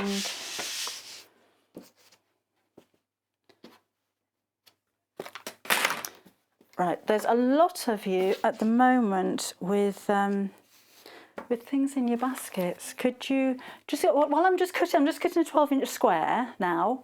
So if you want to go and check out your baskets, if you don't mind, because a lot of you are sitting there with products in your baskets, and if somebody else comes along and checks out before you do, they get them, basically. It's a little bit like going around the supermarket with your trolley. Everything that you put in that trolley isn't yours until you've been through the checkout. And if somebody else wants something, because the shelves are empty of toilet rolls all over again, but you've got some, they'll come and take it out and go and pay for them. And it's a little bit like that. It's very mean, but that's what we did. I wonder how many people have got mountains of toilet roll at home now.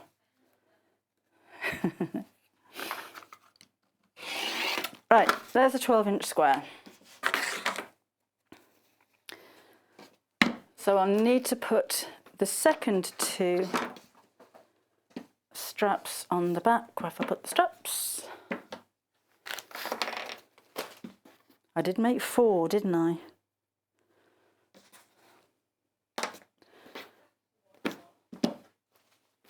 I haven't moved from the spot. I might have knocked them on the floor down there, actually. Are they on the floor? Thank you. Thank you.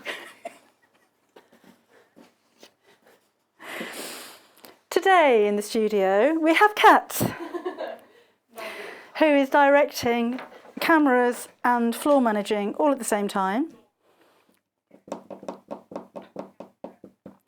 And we have Laura in my ear, and she's upstairs producing. Do you know what I've done? You probably noticed that at home. I've cut a 12-inch square, but the square of the cushion cover I cut bigger, didn't I? I shall save that for a different project, so I'm going to have to cut another piece that's bigger. So I'm going to use scissors and actually cut around this one so I know it's exactly the same size. All right, okay. We are... Oops. We'll be that. We do have some more things on the show, but we haven't got time now. We'll show you later. We've got some embroidery things for you, but have a look on the website. If you're there anyway, when you go into the website, then have a look underneath where we are, where you see the video, and you'll see everything that we have available for you in the show. And if you keep scrolling down, you'll see everything that we have available for you pronto. Right. No, that's the same size because I measured it against there. So the other 2 straps go here, facing inwards again. I'll see if I can sew these all in one go. So that goes there, and that one goes there, with the raw edge at the end, so they're all matching. The 2 12-inch strips that I cut are here. I'm just going to sew over the edge of one of those and make a nice hem. So I'll fold that over twice and top stitch it to hem.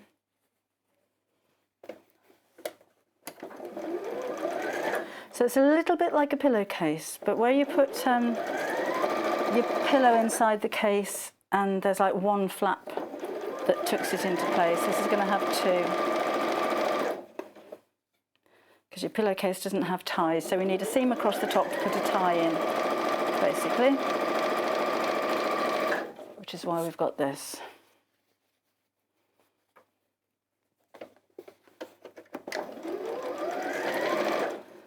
So just a little hem on there, just about 1/4 inch folded over twice. You can finish off the seams on the inside of the cushion cover as well if you wish. So you could use just a pair of pinking shears, or if you've got an overlocker you can whiz around the seams with that. Which is quite nice if you are going to give this as a gift, because at some point it's going to come off the cushion cover and be washed. So when people see the inside, it's nice to have it finished well, isn't it? So I've got 2 pieces like that. And those are going to go right sides over here. So I'll just move the clip so I'm still trapping those straps inside there.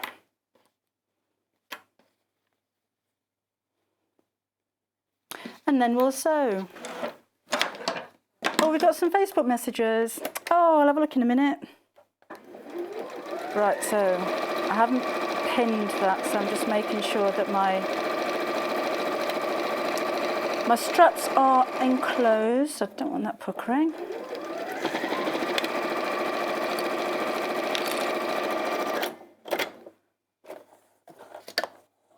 What happened to you? Came undone. I think it's because I went off the edge of the fabric again. Those machines really don't like that, do they? They don't like to sew air.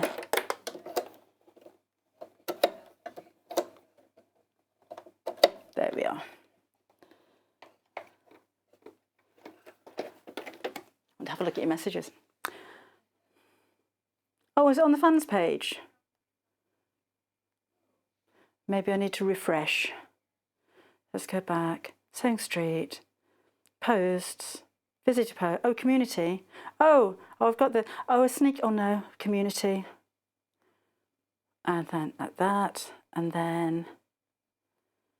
Oh, hi Pam. Last month's flower, she made a quilted. Oh, that's lovely. A quilted cushion cover. I have another and I can't make up my mind what to do with it. You could do it matching pair. I've ordered June's flower and we'll order the rest too, says Pam. Now, Pam, it looks to me like you've quilted up to the flower, haven't you? Or have you quilted over it? Can't tell on the picture. It looks like you painstakingly quilted up to the flower. I may be wrong. That is a lovely cushion cover, and you've added borders as well, which is a great idea. Sue, morning to you. Glad you love the fabrics. And Genevieve, thank you for a wonderful demonstration. Thank you. I learn a lot from your demonstrations. You make them look so easy. Thank you again. No problem. Oh, Dawn's here. Takes my hat off to you with a round of applause. A great demo. Ordered the fabric. Can't wait to try the bag. Thank you very much. Amanda's been making masks. Are you smiling behind there? Angie, oh, there's lots of I love it when you send messages. Hi, Angie in Great Yarmouth. Hi, Jen. Is your shop open yet? She's been EPPing by the looks of it. Dawn, what a wonderful way to start. I think that was from yesterday. Oh, no, it wasn't from today. A wonderful way to start the week. Thank you. Oh, I'm glad you're enjoying it. We like a bit of Monday morning sewing. We like a bit of Sunday morning sewing. Tuesday morning sewing. You can see where I'm going with that one, can't you? Monday afternoon sewing, Monday evening sewing. Monday night sewing sometimes. Okay, we won't be long now. That goes there. So I have 2 lots of that. One's got the flower on it. These go right sides together and we're going to sew all the way around. Make sure you don't sew over the straps, so we'll be really quick.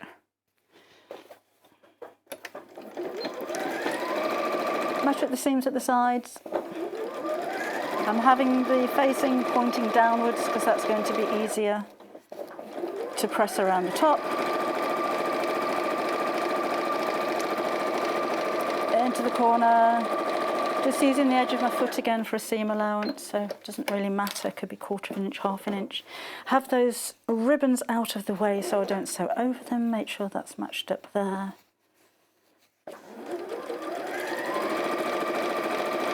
Rotary cutters flying off the table. Not. But it's on the wrong side, so you're not going to see it. Back down this side, almost done. Again, I top stitch around the edge to hold the layers together, but I think you'll get the idea without me doing that.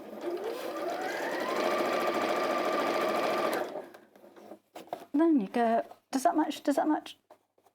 Yeah. Oh, down you go. You go down there. Up to the end and down the across. And then we'll cut off those little corners, just snip across and snip across. Turn it all the right side out. I'll use my stiletto to poke the corners through. Like that. This bit gets folded on the inside. So you can press that and then maybe top stitch around there as well to hold it in place. And then put your cushion pad in, tuck it underneath one of those flaps. I'd tuck it underneath the front one. And then tie your ties at the side, like so. And I think having that little bit of wadding at the back of the front of the cushion gives it a really luxurious kind of feel. It actually looks as though there's a cushion pad in there. It's nice and padded already, but that's it. So you've got your pretty little ties at the side, everything matching, coordinating. The only other thing that I've done is use a different fabric or a coordinating fabric for the back, but generally you don't see the back of the cushion cover, so I don't mind that at all. This fabric is the beige from the previous hour, so that's it's only £3.50 for half a metre of that one. And there's a really little pretty cushion cover that you've finished. So that could be maybe a placemat. If you are joining them together, if you've got 4 of them, so we're only on month 2 at the moment, but you can make quite a big floor cushion out of those then. And last time I actually used the strips all in one go, like that, for the backing without cutting them into strips. But this is what you're getting. So this is June, so we have rose, all in beautiful peach colours. Just pan across. That's a good pan, isn't it? We've got a fantastic camera operator on today. All the way down to the end, like so. All for £9.99. So the 2.5-inch strips are 43 inches long. And then the square panel there is 12 inches square. And you've got your extra little bits on the bottom, your June and quilted by, which is a nice added little touch if this is going to be a gift that you give somebody. So that is your flower of the month for June, for £9.99. Now, if you wanted to add maybe a little bit of embroidery, take a look down below on the website, because we've got embroidery skeins for you. There's embroidery hoops if you prefer to embroider in a hoop as well. And we've got needles and all kinds of things, but I'll take you through some of those that we have in the next hour. In fact, we've got lots of tools coming up in the next hour. I'm going to make a flower, which doesn't even involve sewing, I know, because we've got a new glue gun for you as well, so that's going to be quite interesting too. Okay, so we'll tidy up a little bit. I'll pick up the rest of those pins off the floor, find all the little bits that I've lost and keep those organised. See if I can find a cushion pad to go in there that needs to measure 12 inches square, and we shall see you again in a couple of minutes.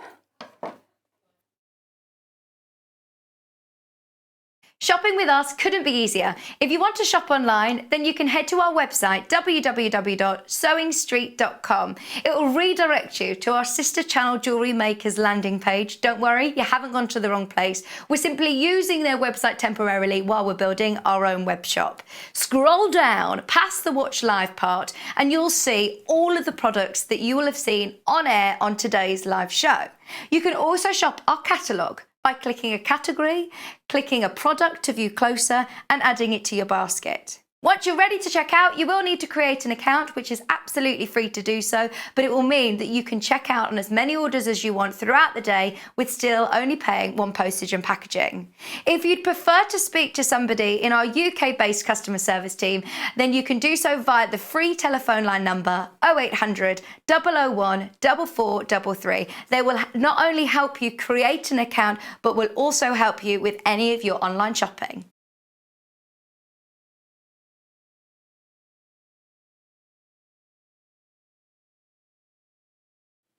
Hello there, I'm Debbie Shaw, and I would love you to join me on the first Monday of every single month for Sewing Street Surgery. Now, this is a dedicated hour where I answer your questions, and that could be questions about techniques, it could be questions about tools, it could be questions about new products, or maybe something that you've seen that you just don't understand. There's a lot of questions about tensions on sewing machines, and there's a lot of questions about working with different weights of fabrics. So if you have a question that you'd like to ask me, the easiest way to bring a question over to us is to go to our Facebook page and post your question on there. I will collate all of those questions throughout the week. If we need any new products for you, or if we need any new demonstrations, those will all be worked on leading up to that first Monday of the month. So do join me, Debbie Shaw, on Sewing Street Surgery on the first Monday.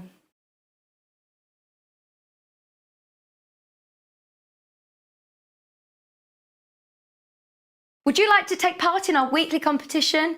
If you do, then all you have to do is head to the Sewing Street fan page group on Facebook.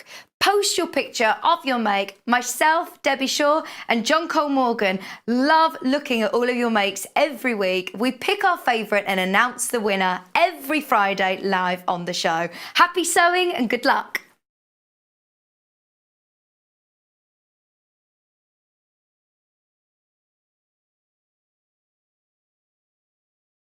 Hello and welcome. We love hearing from you, and we really hope that you can follow us on our social media platforms. We've got Instagram, which is at Sewing Street.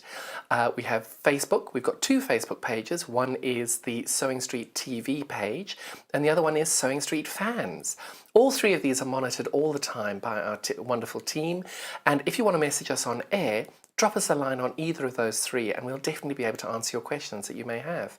If you post on the actual wall, we can perhaps answer there. Otherwise, message us as well. That works really, really well. Thank you so much for being involved, and it's only because of this community that we're able to bring you all these different diverse products and to be able to answer your questions that you may have. Another way you can stay in touch with us is by signing up to our newsletter. These newsletters are sent out to you very regularly, and they include not only our guest profiles of upcoming guests, but also amazing shows that we've got coming up for you. And if you want to look at the amazing products before everybody else, that's the best way to do it. If you'd like to sign up and you haven't already, the link to follow is www.sewingstreet.com/sign up. You won't regret it. Thank you. Hi, I'm Liz from Pinhole Quilting. Do you relate to any of these statements? I love to piece, but I don't enjoy the quilting. I've got so many UFOs, I don't know how I'm ever going to finish them. I'd really like to finish my own quilts. If you relate to those statements, then you need to watch our show on Sewing Street, where we've got a special offer for you. We're going to show you how you can finish more of your own quilts. You can send in your questions, we'll answer them live on the show. We look forward to seeing you on Sewing Street soon.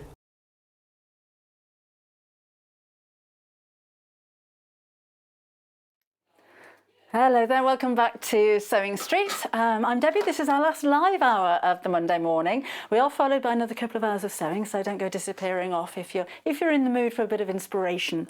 We have some brand new items for you in this show though, so we're concentrating mainly on tools, but I've got some ideas as to how you're going to use them as well. We've got a glue gun.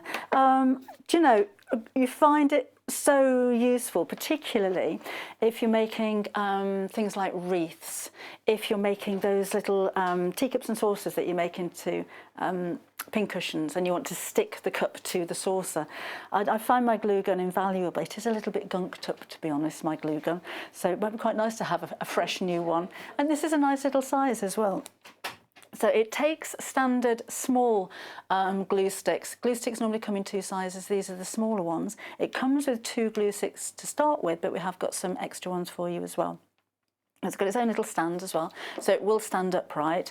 But what I tend to do, because I lie it down all the time, is use my applique sheet, which is a Teflon sheet to stop it sticking to anything. But a really useful little gun. I'm going to make a flower for you in just a second, but if you're making anything homewares, as in, you know, if you're crafting, if you're covering boxes, if you're covering a stool maybe or something like that to put the trimming around the bottom of it, then you'll find the glue gun really useful. It does get really hot, so this isn't something I'd let my grandchildren play with or use at all. It's really hot. That glue will burn you because it needs to get really hot to melt. So grown-ups only for this one, please. But it gives you a really strong adhesion, and it's really quick. As soon as it's dry, it's dry. Well, as soon as it's cool, it's dry. So it'll cool off really, really quickly. So should we do it? Let's plug this in. Brand new to us today. It's nice to have something new. So your glue stick simply goes in the back. And it's nice that you can see it being fed in there as well. So there's a heating element inside here, which is now heating up the glue gun because I've just plugged it in. It has got a green light on the side to let me know that it's on as well. So if you are going to put it down, make sure you put it light side up so you can tell that it's on. Because if you go picking this up by the end by mistake, you're going to know about it.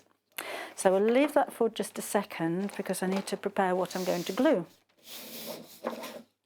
So this is our natural fat quarter bundle. I've actually got some, haven't I? There you go. And I'm going to use the spotty fabric because this is a loose weave. The other fabrics are a bit of a tighter weave in this bundle, and so I think this is the only one you're going to be able to use. Maybe the one with the type on it would work because I need to pull some threads out of it to make the flower. So let's chop a little bit of this up. If you're cutting hessian, a good way of figuring out if you're cutting on a straight line is to actually pull one of the threads out. This may take a while because this is quite a tight weave, but grab hold of one of those threads. Oh, come here, use your fingers, and then just pull it out. And you can wiggle that and pull it all the way down. So as that comes out, you've got an exact straight line there as to where you're going to cut through, because you've got like the ladder down there. But let's just go for it anyhow. So I'll use that and then go all the way down to the bottom. And then let's fold that. We'll make this about 4 inches wide, just by the length of the fat quarter, so that'll be 18 inches. Oh, that wasn't very straight. Never mind. And then we're going to pull the threads out of the centre. So just like I did there, the first ones you pull will be quite tight, and the more you pull out, the easier that's going to get. You may have to take some of the threads going across out so that you can grab hold of that quite easily. So let's just pull this all the way down. That's broken, but it doesn't matter. Try another one here. It's nice to do things with fabric sometimes that isn't sewing. And you can do this, you know, if you are doing it with kids with a wet glue, it just takes ages to dry. It's a lot easier like this. Right, I should have prepared earlier, shouldn't I, really? So I want to take the whole length of that out, then the rest of them are going to be easier to pull through. Come on, that snapped again. Oh dear. Start from this end again. So once you get one complete row out, it becomes so much easier to take the rest out. So let's get a good old grip on some of these, because it kind of breaks the tightness of the weave when you get one. So just keep going, be patient. It's quite therapeutic actually. It's like I've gone back to the 1970s when I'd sit at the back of the Girls' Brigade class and frame my jeans. Used to be trendy. Right, here we go. So the more you take out, actually that's a nice way of gathering the fabric as well, isn't it? We could do a gathered flower. But the more of these that you pull through, the bigger the gap is, the easier they become to pull out. Oh, missed that one. Getting that. So what I want is this is the gaps where the threads had been. Do you know, I said this was going to take about 10 minutes. I may have been exaggerating. Let's just keep going. We'll just do a few. I'd normally want that to be about 2 inches in the centre, and then an inch left over each side. It doesn't have to be exact. Come on through. the looser the weave of the fabric, the easier that is. So you can see I've got a ladder going on there anyway. Can we get this one?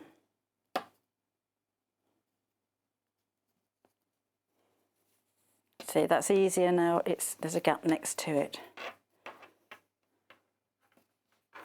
Come on through. And the longer it is, the more difficult it is to pull them out.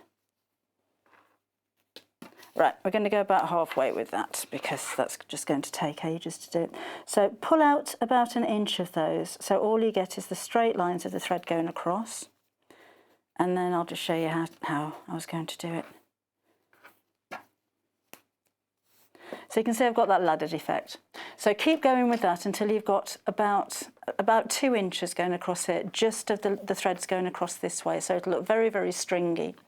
And then what you need to do is to fold it in half and wrap it around. So at this point it looks like fringes. And in fact, I'm going to do that so at least we get some kind of result from it.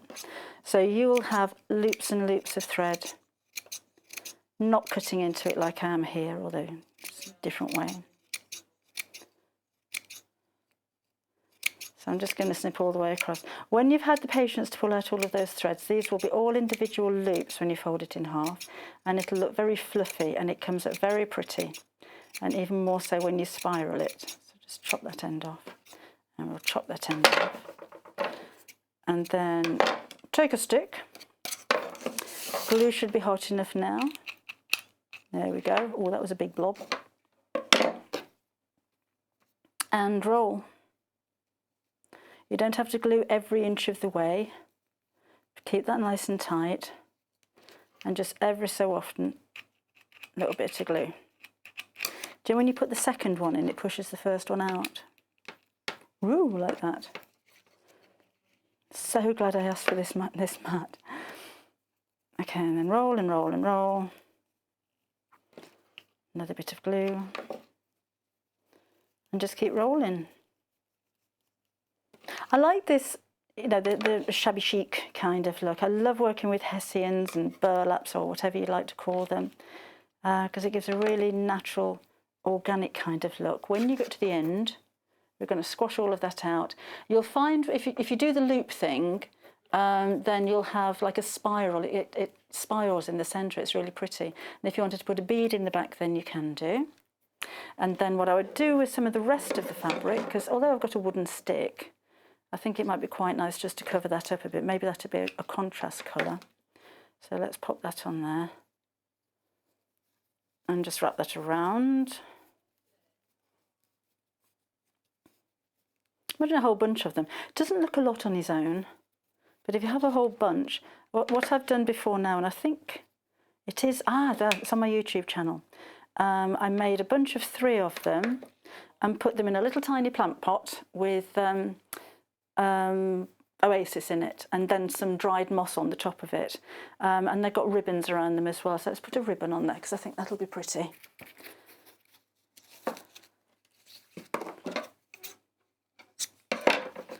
So I'm just going to tie that around the base of the flower.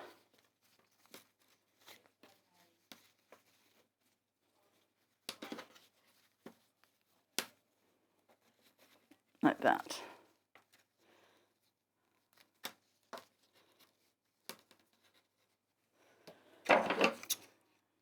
And there's got a bow tie on. And a little bit of glue just to hold that in place so it doesn't slip down or come undone. It's quite sweet, isn't it? But again, if you've got the patience to pull all of those threads out and make the loops with the thread, it really does give you a really pretty effect. But that could be putting flowers onto, let me unplug that because it'll just keep spilling glue. If you're putting flowers onto a wreath, that would look really pretty. There's little else you can do to do that unless you're actually binding the wreath onto the wire or the wicker or whatever kind of wreath you're using. If I'm adding, bows to bags and things like that, things that aren't going to go in the wash. If I want a really quick adhesion that's really, really strong, then a glue gun's got to be the way to go. And you can glue anything. It could be wood to wood or paper to paper or card to card or fabric to wood, or it's not just about fabric with these. But if you are doing any kind of homewares, I think you're going to find that invaluable. It's only £10.99. Now remember that there are 2 glue sticks included when you buy it. But we do have extras. Go for extras because you're going to use them. So may as well while you're there, because there's no extra postage if you do. Remember, we've got 1 postage all day long on Sewing Street. So if you were with us at 8 o'clock this morning and you bought the early bird Alpha cutting mat for £7.99, you will have paid your £3.95 postage. So if you come back now and think, well, I only want those and they're £2.90. I've already got a glue gun. I only want the refills at £2.99 and I've got £3.95 postage. You can forget that, Sewing Street. We won't charge you postage for it. We won't charge you any extra postage for anything that you order, as long as you order something already, for the whole of the rest of the day. So that's a great price. Add it on your order. And certainly if you're going for your glue gun now, add it on your order because you're going to need them. Because you'll run out at some point. I love it when you finish gluing, particularly if you're, say you're gluing a wreath, or you're putting a bunch of flowers together, or you're decorating plant pots and putting ribbons round and then maybe dangly little strips of beads and things like that. The more dots of glue you put, you get these very fine cobwebby strands. If you've got a heat gun, give it a blast and they all melt away. Or if you just love to sit there and pick away at fine little things, it's so satisfying to pick these off. But be careful where you put it down. We will try and get those mats back in stock again, the applique mats, because the glue just wipes away. If you get glue from your hot glue gun on your cutting mat, it won't come off. And then your rotary cutter is going to have nicks in it, and then you'll blame me for selling you a hot glue gun in the first place. So £2.99 for your refills. Add them to your order alongside your glue gun, which is £10.99. The fat quarters that I was using here, let me just open those up because you need to see what you're getting. That's the spot, so that's the loosest weave one that I was using. Then we have seeded cotton in 2 different weights, so you've got a calico and you've got a cotton there. And the little flecks in there are actually the seeds from the seed pods, so don't think, oh, that's got a fault on it. That's what it's supposed to be like. This is unbleached, so it's very natural. And then we've got some of the printed hessians as well, which are French inspired. Well, that one's so sewing inspired. Stenciling sophistication. Oh, it is French. Une machine à coudre, apparently. And then finally we've got your stamps. So 5 of those for £14.99. They would be nice for bag making. Or maybe things for the garden. You've got the sewing inspired ones, so for your sewing room, maybe storage boxes, you know, like the little box that I made yesterday, a smaller version of that one. That would look nice in these kind of fabrics for your sewing room maybe. And those are £14.99. So that's good, isn't it? That's only £3 each. That's a good price. Do you remember Cat's Cradle? Right, let's have a look at some more fat quarters. These are these are nice. When I first saw these, I thought kitchen. So, and they're kind of a canvasy feel to these. So that I'm thinking could be it could be a tea cosy for your teapot, but you'd need a little bit more than that. So I would put a nice big stripe border around the bottom of it and then cut out the tea cosy shape from that one. You can make a little half apron, and that's a nice one as well. That goes really well, doesn't it? Now that could be, now that's the border around the bottom when you're making your tea cosy, and then you can use the plain one as the lining. And then we've got the spots one as well. So the spot could go with the stripe. You can make a bag out of that. Or no, not but. You can make oven mitts, not big enough for oven gloves, like the ones that you put your hands through both ends, but you could certainly make matching oven mitts out of that one. 5 of those, again for £14.99, is only just under £3 a piece. And it's nice thick fabric, that one as well. It's got quite a loose weave. There we go, so that's all 5 of those. They go together really nicely, actually. So the same kind of feel to the fabrics. You know, they're quite coarse, quite canvassy, a little bit like ticking, that one. Let's have a look at sewing quarter accessories. So if you got your sewing quarter and think, what on earth am I going to do with those? We have fat quarter accessories for you, and there are 25 projects in this book for you to choose from. And because you're only working with a fat quarter, these are small achievable projects, so they're great for a beginner. This book at the moment is exclusive to us here on Sewing Street, so you can't get it anywhere else at the moment. It's not been released as yet. And this is by Susie Johns. So in here, whoops, let's have a flick around. And actually there are beads included in here as well. When you go onto the sewingstreet.com website, it actually takes you to Jewellery Maker, and we are part of Jewellery Maker, which is why Jewellery Maker comes up there. But why not have a look around the Jewellery Maker website while you're there, because you may find some accessories that will go with your fat quarters for these projects. So I want to look at that, fancy. And then, so we've got necklaces. Honestly, I wouldn't have thought of making something like that. That's nice to do, that's a little bit different. So we've got headbands and hats. Again, just using fat quarters, so only using small pieces of fabric. Lots of photographs. I like lots of photographs. I like things to be very clearly explained. My daughter made some of those for Easter with rabbit-shaped ears to them, little scrunchies with bunny ears, which is quite sweet. We've got a fascinator, brooches, corsages, so accessories for you to wear. And oh look, little brooch, a cameo brooch. There's some lovely unusual ideas, and not all of them are taking up a whole fat quarter. These are using tiny pieces of fabric. Maybe you have some 5-inch squares. In fact, I really don't know what to do with those. I think a lot of the projects can be made with these. But again, if you need any findings or tools, have a look on Jewellery Maker, because they'll have all of those kind of things there. And again, exclusive to Sewing Street, so not available anywhere else at the moment. You may see this on pre-order, but they won't be sending them out just yet. Got wrist cuffs, lots of jewellery. And then, what's that one? A tassel, bag tassels. That makes a bag look expensive, I think, when you have extra accessories like this. And even luggage labels. It's a nice thick book. And as you can see, you've got all of your templates in the back there as well. But there's techniques that you're learning. This is obviously quite a small bag because you may use in fat quarters, but once you've learnt that technique, you can then go on and make bigger bags using the same kind of technique.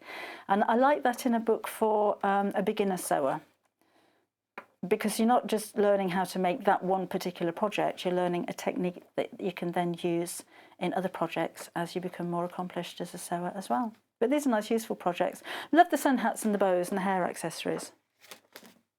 It's only £12.99, and that's a really nice thick book. And again, exclusive to us here on Sewing Street for £12.99. We also have fat quarter vintage for you.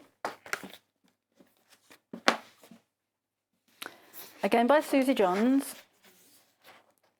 Now then, I'm imagining that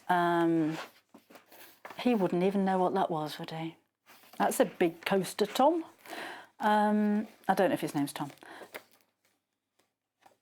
But all inspired from the different ages, because I'm thinking that some of those fabrics we had in the mega bundle at 8 o'clock this morning would look beautiful in these, with these designs.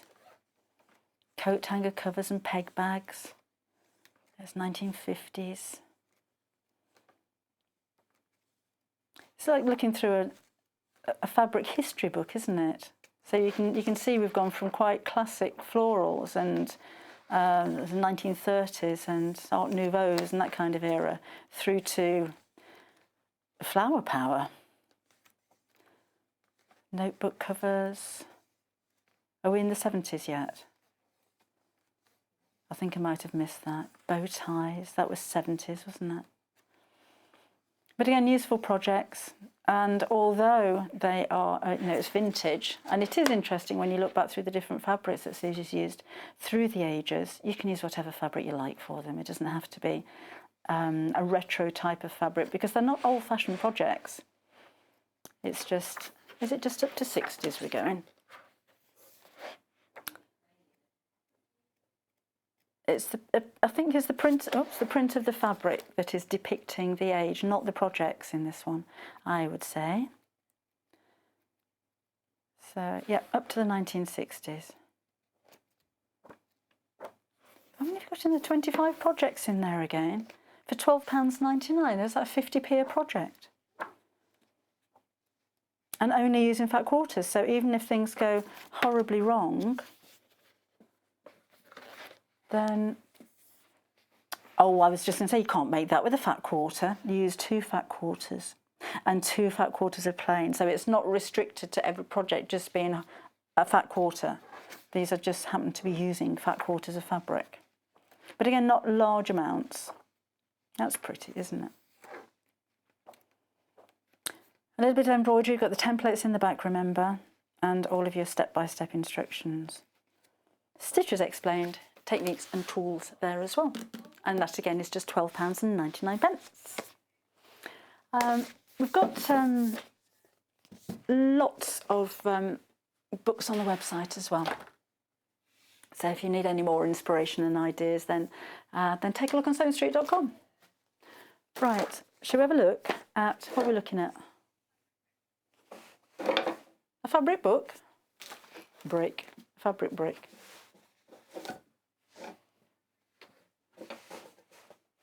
Grip.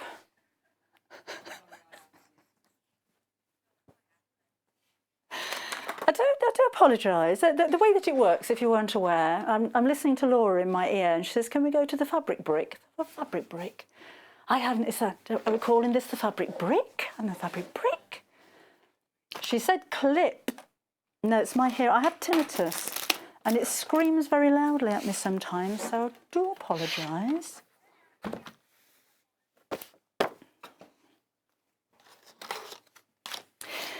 If you have, we'll edit that bit out later. There's a lot of editing in my shows that goes on, so it's okay. Nobody's going to see that and know that I can't hear a thing. Can't see, can't hear. If you have any of your creative grids rulers, you don't need these. If you have any other make, I think you might. These are fabric grips, and they're brand new for you today. And these go on the bottom of your ruler to stop it slipping across your fabric. I think these are particularly important if you're using a rotary cutter ruler and mat for the first time, because you'll be concerned about slippage, about your fabric moving, and about your rotary cutter wobbling.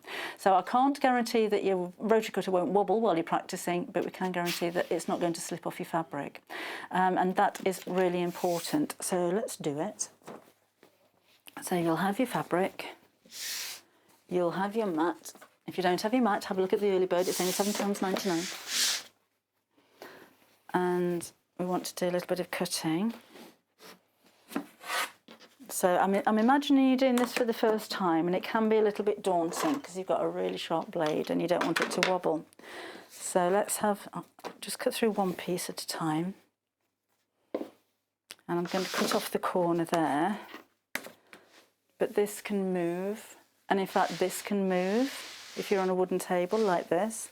So if you're not too confident about cutting, I haven't got the blade open at the moment, you don't want this to be going on, because even if you don't chop through your fingers, then you're not going to get a straight line. So let's undo these and see what we do.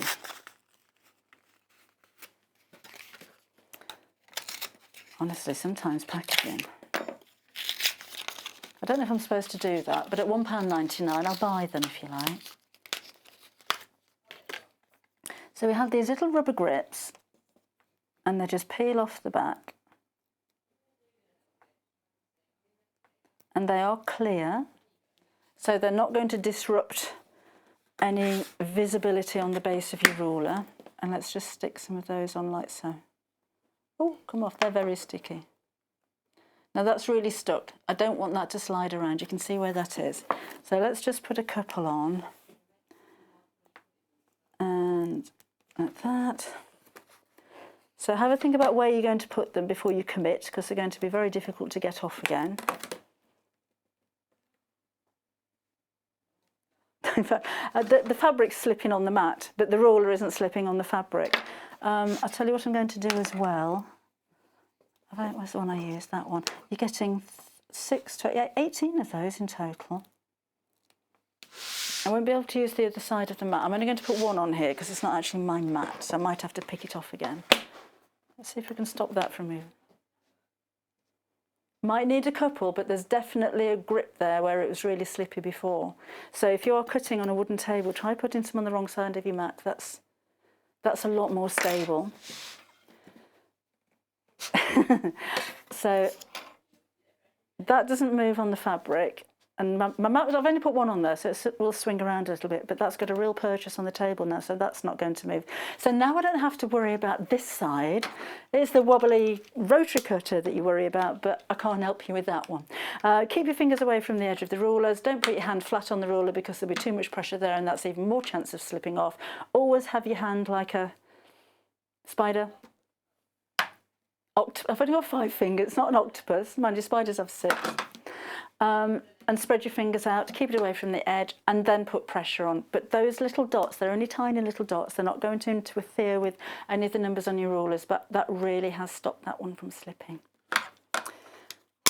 Okay, so that's, don't buy them on their own because they're £1.99 and your postage is £2.95. So it's not a good deal, is it? Sorry, £3.95. That's not a good deal. But if you order anything else, remember throughout the whole day, if you've already ordered something this morning, if you come back at 11:30 tonight and you think, I want another packet, then we won't charge you any more postage. It's like you buy one thing and then P&P free for the whole of the rest of the day. Oh, do you want to look at these rulers while we're here, by the way? These are Janome rulers. They're really stuck on. This is the inches ruler. And you see that on there? Let's put it on there. That's it, that stands out nicely. And it's in pink and black. So you'll find that either one colour or the other will really stand out against your fabrics. Pink's a good colour actually to stand out against colours apart from pink. But the black, you can see those on darker fabrics. I tell you what I like about these is the way that you've got the numbers going in opposite directions. Because invariably with my ruler, I use an alpha ruler and all the numbers go in the same direction. I'll want to start measuring, say, from here. Oh, so I've got to turn my ruler around now so I can get it the right way. But it's got both. So you can start from either end without having to turn your ruler around. We have 45, 60 and 30 degree markings on here. So great for cutting out your bias bindings, 60-degree triangles, diamonds maybe, or cutting triangles if you're patchworking. And you've got 1/8 of an inch increments all the way down there as well. Have a look online for 6 by 24 inch rulers and then have a look at the price, because I don't think you're going to see prices quite like that. We do have centimetre ruler for you as well. Mine was about £30 and I was quite happy with that. I'm a bit miffed now. And that was a while ago. So here, so even when you go for the ruler and your fabric grip, nowhere near £30 that I paid, is it? And of course it's Janome, so you've got a big brand name, which means you've got quality as well. So that's your centimetre option. You've got 1/2 centimetre increments and you've got your 5 centimetres marked out on there as well. So I was just seeing if we've got any more messages. No. If you do want to, we've got about 25 minutes left live here this morning. If you go to our Facebook page, which is Sewing Street TV, I'm there on the community page, and you've been sending us some lovely pictures and some comments this morning. So if you've got any questions, if you want a reminder of anything, if you'd like to share with us what you've been doing for the day or what projects you're working on, then that's the place to be. That's where I am at the moment. Let's pop those out of the way. Oh, let me show you this before I show you that. Let me put my glue gun away, because that's cooled down now. My magic wand flower. My tweezers. Because, oh gosh, I need to make space to show you this. Oh, this is heavy. Wow.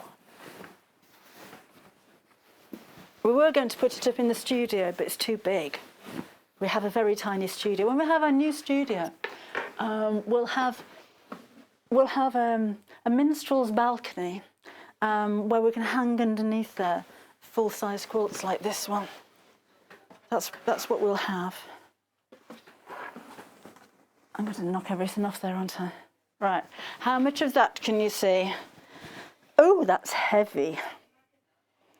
This is one huge quilt. Would you like to make it? Well, you're going to need an awful lot of fabric to make something like this, and you'll need some really lovely quality fabric, and you'll need some gorgeous, bright, bold colours. That is amazing. And you know, I bet it's one of those projects that whoever made it, and it's not that difficult really. Although it looks really complicated, you're using the same shapes. This has been on previously in the show. So if you wanted a demonstration of how to put these together, then you can do. We'll get the date for you shortly. Isn't that amazing? So if you have a look on the 29th of May, this was a project that was brought to us by Sally Stevens. So if you have a look on YouTube, go to our YouTube channel. Sally, I'll give you a demonstration there. It's massive. Okay, now I shall be honest with you. They've been selling so well, we've only got 3 left.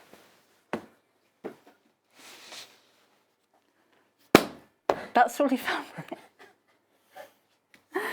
And these are your instructions.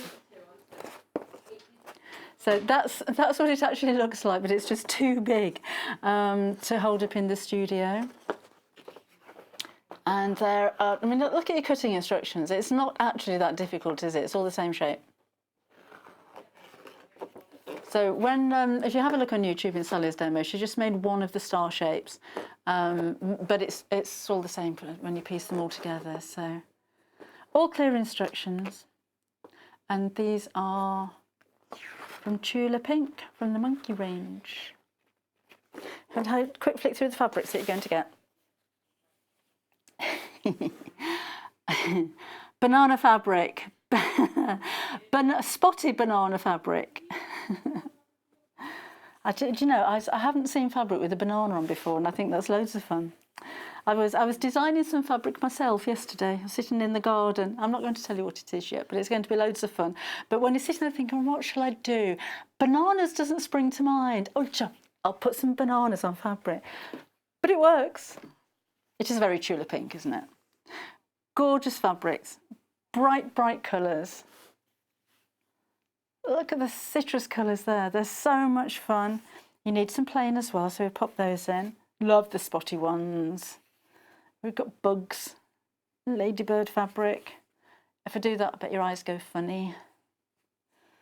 And more flowers. More bananas. Always need some plains, don't you? And another spot.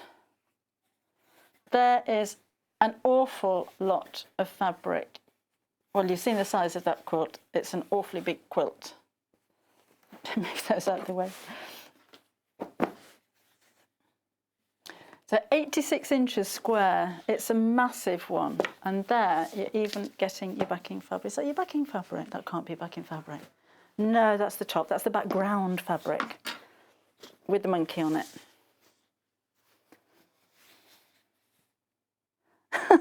It's got a spanner. Where's our monkey wrench? Oh, for goodness sake. Not a spanner at all. So you need your backing fabric and your wadding. So all of the fabric that you need and your full instructions, but we've only got 2 left. We were down to 3 before we even started. Now we're down to 2. Now we're down to 1. So the next person to place your order, check out your baskets if you're on the website on sewingstreet.com. If you want to get in there and get on the phone lines now, then you're going to be the one lucky person that's going to be able to get hold of all of this amazing fabric. So again, order this first of all, then take a look at Friday the 29th of March and see Sally Stevens demonstrating how to put together one of the blocks. When you know, it's in the 9 o'clock hour, so have a look on YouTube for that one. And she'll explain how to make one of the blocks, and then all you're going to do is repeat that for the rest of the blocks. So you get all of this, and you get your full instructions there as well for £149.99. But one more remaining, that's all we've got left, so please hurry up and check out your baskets if you want it. It is an amazing quilt though, isn't it? That would be, I'm so proud to make that. Okay, we have scissors for you. We've got posh scissors for you, I have to say. Let's have a look at the rose gold, because those seem to be the poshest ones, I think. The Merstok Market in the rose gold. They're both the same. It doesn't really matter the colour, does it? You can either choose from the silver option or the rose gold option. Let's have a look at rose gold and open these up. So they all come to you in lovely boxes, and they're nice and easy to handle. Sometimes with steel handled scissors, they can either be really heavy, difficult to open, or quite cumbersome. And these aren't. They're quite lightweight. They're comfortable. They're right-handed shears, and they're really useful. And in fact, it's a useful size for these. It's at 8 inches, I think, 21.5 centimetres. I bought some, I think I told you the other day, I bought some huge scissors for cutting fabric the other week. They cost me quite a lot of money, and there was something like, I don't know, 12 inches. They were really good. I thought it was going to be brilliant because I'll be able to cut big pieces of fabric really quickly. I couldn't open my hand wide enough to open the blades of the scissors. So half of that blade was a complete waste of money. So this is a perfect size for me, because when I open that up, I can open the scissors all the way up, and I can start using the blade right from the top. With the huge scissors that I bought, I was cutting like that because I just couldn't open them. So they're a nice size. It's not always bigger is better when you've got small hands anyway, but those are perfect. Sharp to the point. I always like a scissor that's sharp to the point, but you're getting two. £19.99 just for those on their own is a great price. And they're Millwood scissors, they're known for scissors. We've got little embroidery snips as well. These are really sharp, and they've kind of got the like a filigree design on them. Again in rose gold. You've got a rose gold thimble, and you've even got rose gold pins. Wouldn't that make a lovely gift? If you know somebody who sews is going to think you've spent a fortune on those. And I'm not going to say no to another pair of scissors, thank you. £19.99 is your price for those. So that is the rose gold option. Let's take a look at the silver option. So same deal. I shan't take those out. I've got these at home. They're £19.99 again. 2 pairs of scissors, a load of pins, and you've got your thimble in there as well. But the packaging's quite nice if you are going to give this as a gift, so you don't have to worry about how am I going to put those in a box. They're already in a box. Just put a bow around the top and a gift label, and you're ready to go. And nice sharp scissors. Why don't you go in there? That's it. Right. Let's have a look at something that we launched. Was this last week? It was on the last sewing surgery, wasn't it? Which I think was the 4th of June. Here we've got 10. These are called sew tiles. And these are really useful for holding together pieces of fabric where you can't get pins and you can't get clips. I love my clover clips, and if I'm clipping around maybe the edge of a quilt or the edge of a bag, I just put my clips around there. If I've got fabric that's too thick to pin through, I put my clips around there. I can't clip in the middle because the clips are only that big. But that's where these come into their own, because these little tiles are magnets. They're really strong, so when you get them home, don't try and open them like that because you won't. You need to slide them. So you slide them apart. And then one goes on one side of your quilt and one goes on the other, and that's going to hold it together. That's not quite meeting, sorry. So instead of using your safety pins all over your quilt, which are fine, but you're going to leave holes in your quilt, why not use your magnets? Instead of tacking all over the quilt by hand, which is great, it's going to be very time consuming, then you've got to take the tacking stitches out afterwards, use your little magnets. So again, they're quite strong. This is through wadding and 2 layers of fabric. And again, to pull them open like that, I can't actually do it. I've still got to slide them apart. So again, just really strong magnets. And 10 of those are £23.99. That's all joined together then. £23.99. We do have different sizes and offers for you with those as well. You know, it's one of those tools that you think, oh, I should have invented that. Why hasn't anybody thought of that before now? So those are the minis in your 10 pack. We have minis in a 5 pack, if you prefer. So just the same size and everything, just in a smaller pack. And those are £12.99, so obviously you've got a smaller price. And then we do have larger tiles, and these are a 5 pack again. And those are £13.99 for the 5 of those. So just take those out and show you those as well. There you go. And again, those are, the little ones have got like 2 magnets each side. This one's got 3. So they're not just larger, they're stronger as well.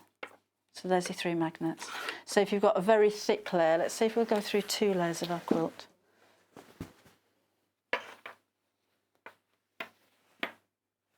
That's held in place. So that's quite a thick amount of fabric. So if you don't want to damage your fabric by pinning, if you can't reach the middle of your fabric with your clips, then use these. £13.99 is your price. Again, you're getting 5 of those in that little set. That would make a nice little stocking filler as well, wouldn't it? I'm hearing it's 28 weeks till Christmas. And I haven't even started my shopping yet. When it's 28 days, I should start worrying. Marking tools are really important.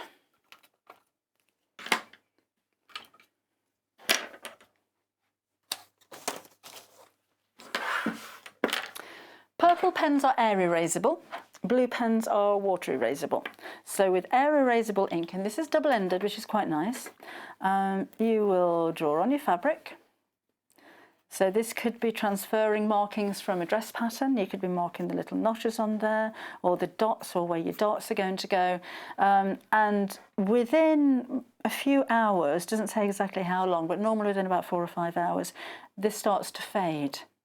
Whatever you do, don't iron it, because then the ink will become permanent. So if you're making something that you need to press as you go, then don't use this pen. But if you're marking maybe on a quilt or something that's not going to be ironed until you've finished a larger project, or if this is within the seam allowance where it's not going to be seen, then air erasable is absolutely fine. You don't have to do anything, you don't have to wet it, you don't have to wash it, you don't have to rub it, you just have to wait, and then it'll automatically disappear. That's £4.99, and it's double-ended. Oh, Laura, who's producing today, was saying that producer Hannah wrote her a birthday card using one of these pens by mistake. So when she took all of her birthday cards off the mantel shelf, she was really confused because there was no name on it. The whole message apparently completely disappeared. So that's air erasable. Don't use it on birthday cards. This is water erasable. So this is the blue one. This is just a single-ended one, and a lot of quilters like water erasable.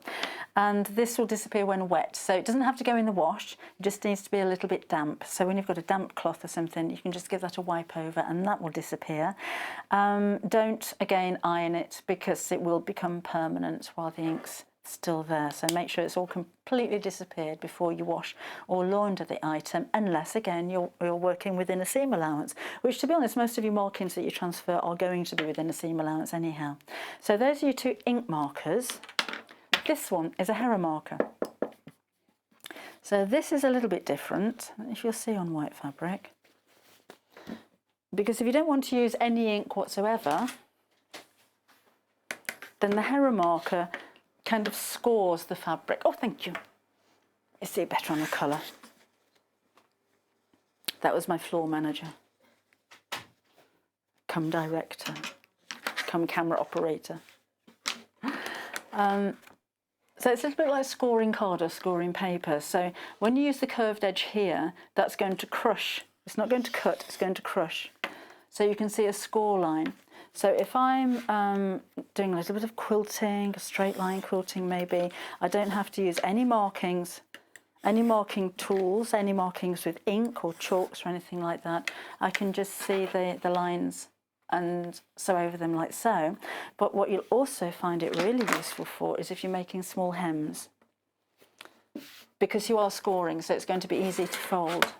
So I wouldn't normally do this on the tabletop, but if I've got a 1/4 inch hem and maybe I want to fold that over twice, I'll do 1/4 inch and I'll do 1/2 inch. See, pink even stands out on pink. And then I fold over and I fold over again. So I've got a score line to fold that back against.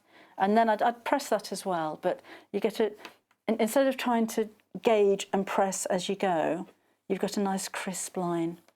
The pointy bit, I wouldn't poke out corners with this one because it is very pointy, but for holding things. You know, when I was sewing earlier on, I was getting my fingers really close to the needle. Particularly when you've got like the edges of hems or corners and things like that. If I've got a corner, a mitered corner like so, and I'm getting that underneath the sewing machine, I want to actually hold that down. So if the machine needle's here, my fingers are going to be really close to it. But instead of doing that, I would rather sew over the point of a tool than sew over the end of my fingernail. So it just means that you can hold things in place while you get really, really close under your presser foot. That's what I'd use that end for. So it's a really useful little tool, and it's only £6.99. A plique. Oh, needle turn applique. Of course. So that's hand sewing, but you're turning under the edge of the applique. So you need to hold that down as you're sewing. So you're not going to get grease marks off your fingers onto your applique, but you've got a really accurate point. So you can hold that, turn, and then sew as you're going. But it's not just applique. So what should we have a look at next? Where am I going? Oh, the pins.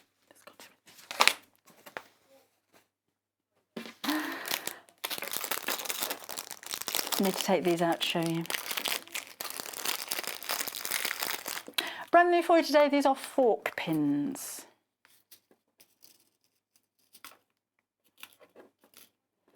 So it's like 2 pins in one. These I would use, I'd use them when I'm hemming, to be honest. So, and particularly if I'm doing a very fine hem, or I'm going into corners, or I'm making pleats or box pleats in a garment. They're very fine, but it's like having 2 pins in one go. But if I'm making a pleat in a garment, so that could be in the front of a pair of trousers or something like that, I want that to sit absolutely flat as I'm sewing, so I don't want any kind of twisting with it, which a single pin may do. So I could put 2 pins in there, or you could do 2 birds with 1 stone and just use your forked pins like so. So it's just, it keeps your work flatter, basically, than just having 1 pin in there. And they are very fine. They're finer than a lot of steel pins. Don't sew over them, though. I still wouldn't do that. So they're nice and easy to remove because they've got the bent end. So if you can see there, the end actually curves upwards. So they're easy to pop in. But as you're approaching the sewing machine needle, they're easy to pull out as well. So that's what a forked pin is.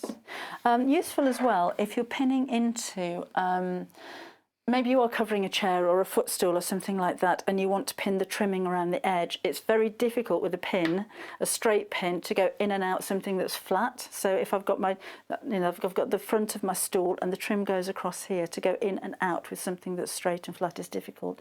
But because these have got the bend on the end of them, you can actually get in there quite easily, and easy to remove as well. And you've got lots of new things for you today, haven't we? Like a bit of newness, like things that make life a bit easier and give you better results as well. We have a dual purpose scissor rack. I'm saying dual purpose because on my book launch a few weeks ago, we served cakes on this. Hannah brought me some little cupcakes and we hadn't got anywhere to put them, so we dressed the scissor rack. This is solid wood. It holds 18 pairs of scissors. If you don't have 18 pairs of scissors, it makes great storage for pens and things like that as well, and even your tweezers. But it's nice and sturdy. I like to know exactly where my scissors are because I don't want them accidentally getting knocked off. Because if they get knocked off the table, they might hit my foot. And even worse, they might damage the scissors, and I don't want that either.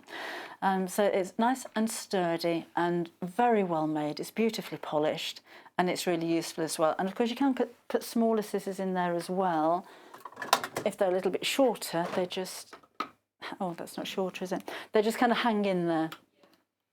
So you can fit lots of different sizes of scissors in there as well, and it keeps them protected, which is what I like. You can spend a lot of money on scissors. They're a really important part of your sewing toolbox, so look after them. And how many pairs of scissors have you got? I've got loads. I've got loads of pairs of scissors that I've accumulated over the years. I only normally use one or two of them, to be honest, but I do like to store them, not in a drawer, not anywhere where I can put my hand in there and catch my fingers on the points. I don't always save the guards that come with scissors. I don't always put them back on again, which is bad form, I know. So it's nice to have them stored safely for them and for me. And again, that's £18.99 is your price there. It doesn't take up very much space either. For hanging scissors up on the wall, it can take up a lot of space, but these actually don't take up very much space at all. Sold loads of those in the past, and I'm not surprised. Right. Something else you can't sew without is thread. Always use a quality thread. A quality thread won't have so many fibres, it'll be a stronger thread so your seams are strong and it won't build up lint inside your sewing machine. Aurifil is one of those brands. There are a few of them that I would recommend as being a high quality thread. So if it's got the name of Aurifil on it, you know that no matter what kind of thread you're buying, what colour thread you're buying, you've got a quality thread. This particular set is exclusive to Sewing Street, so it's something that we put together in collaboration with Aurifil, and if I take them out, they do come out. They slide out ever so easily. Inside this box are your threads. And aren't they lovely jewel colours? They're actually from the fabric that we had on this morning. You've got some nice rich colours. Maybe that will go with the Moda ones. The neutrals, the blue ones will certainly go with the Moda fabrics I had on earlier on. But nice threads for top stitching to create a contrast stitch against anything that you're sewing. And a nice collection been put together there as well. Look at the sheen on them. I was saying last time we brought you these, the sheen is a sign of the quality of the thread, because these are cotton. It's a bit like having well-conditioned hair, when all of the hair follicles are laying flat and they reflect the light. Same thing here. It's not a polyester, it's not a rayon that has a shine like an embroidery thread. It just happens to be really silky shiny. So you've got 10 spools all together. Each one of those spools has 200 metres on it, and it's 50 weight of cotton. So that's going to be the weight of cotton that you'll use for most of your projects, including quilting or dressmaking or anything like that. So you've got the light beige, we've got there's turquoise, violet blue, there's a violet, the dark red, that's called the cinnamon red. That's a really beautiful colour. And of course you've got black, so you've got some neutral tones in there as well. So really useful, but high quality, that's the main thing. No, there's no point in using cheap thread. Use that for tacking. If you're appliquing, we've got a big roll of Underweb for you. This is a fusible adhesive sheet. So there is glue on the one side and it's paper on the other side. It gets 5 metres in total here. And it's really easy to use. If you're putting applique onto something that's not going to be washed maybe it's a bag or something like that, then this will help to stop the fabric from fraying.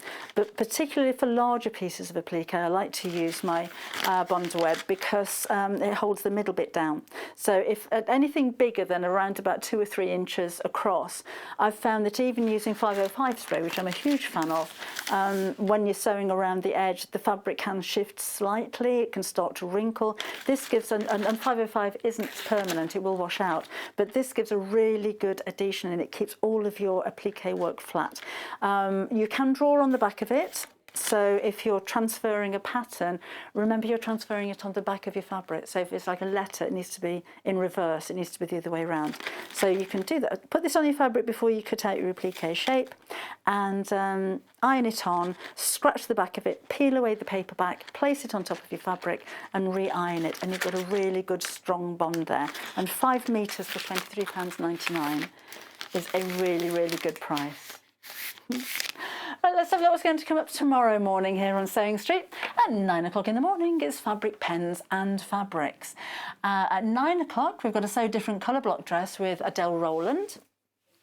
And Adele has very kindly made a video for us as well, so you'll have a full demonstration there. And at 10 o'clock in the morning we have dressmaking tools and fabrics. And it's Vicky tomorrow morning, so Vicky will be your presenter tomorrow. I shall be with you bright and early on Sunday morning and Monday for a little bit more sewing with you. So I hope you've enjoyed the last couple of days here with me. I shall see you next week. Take care, stay safe, and we'll see you soon. Bye-bye.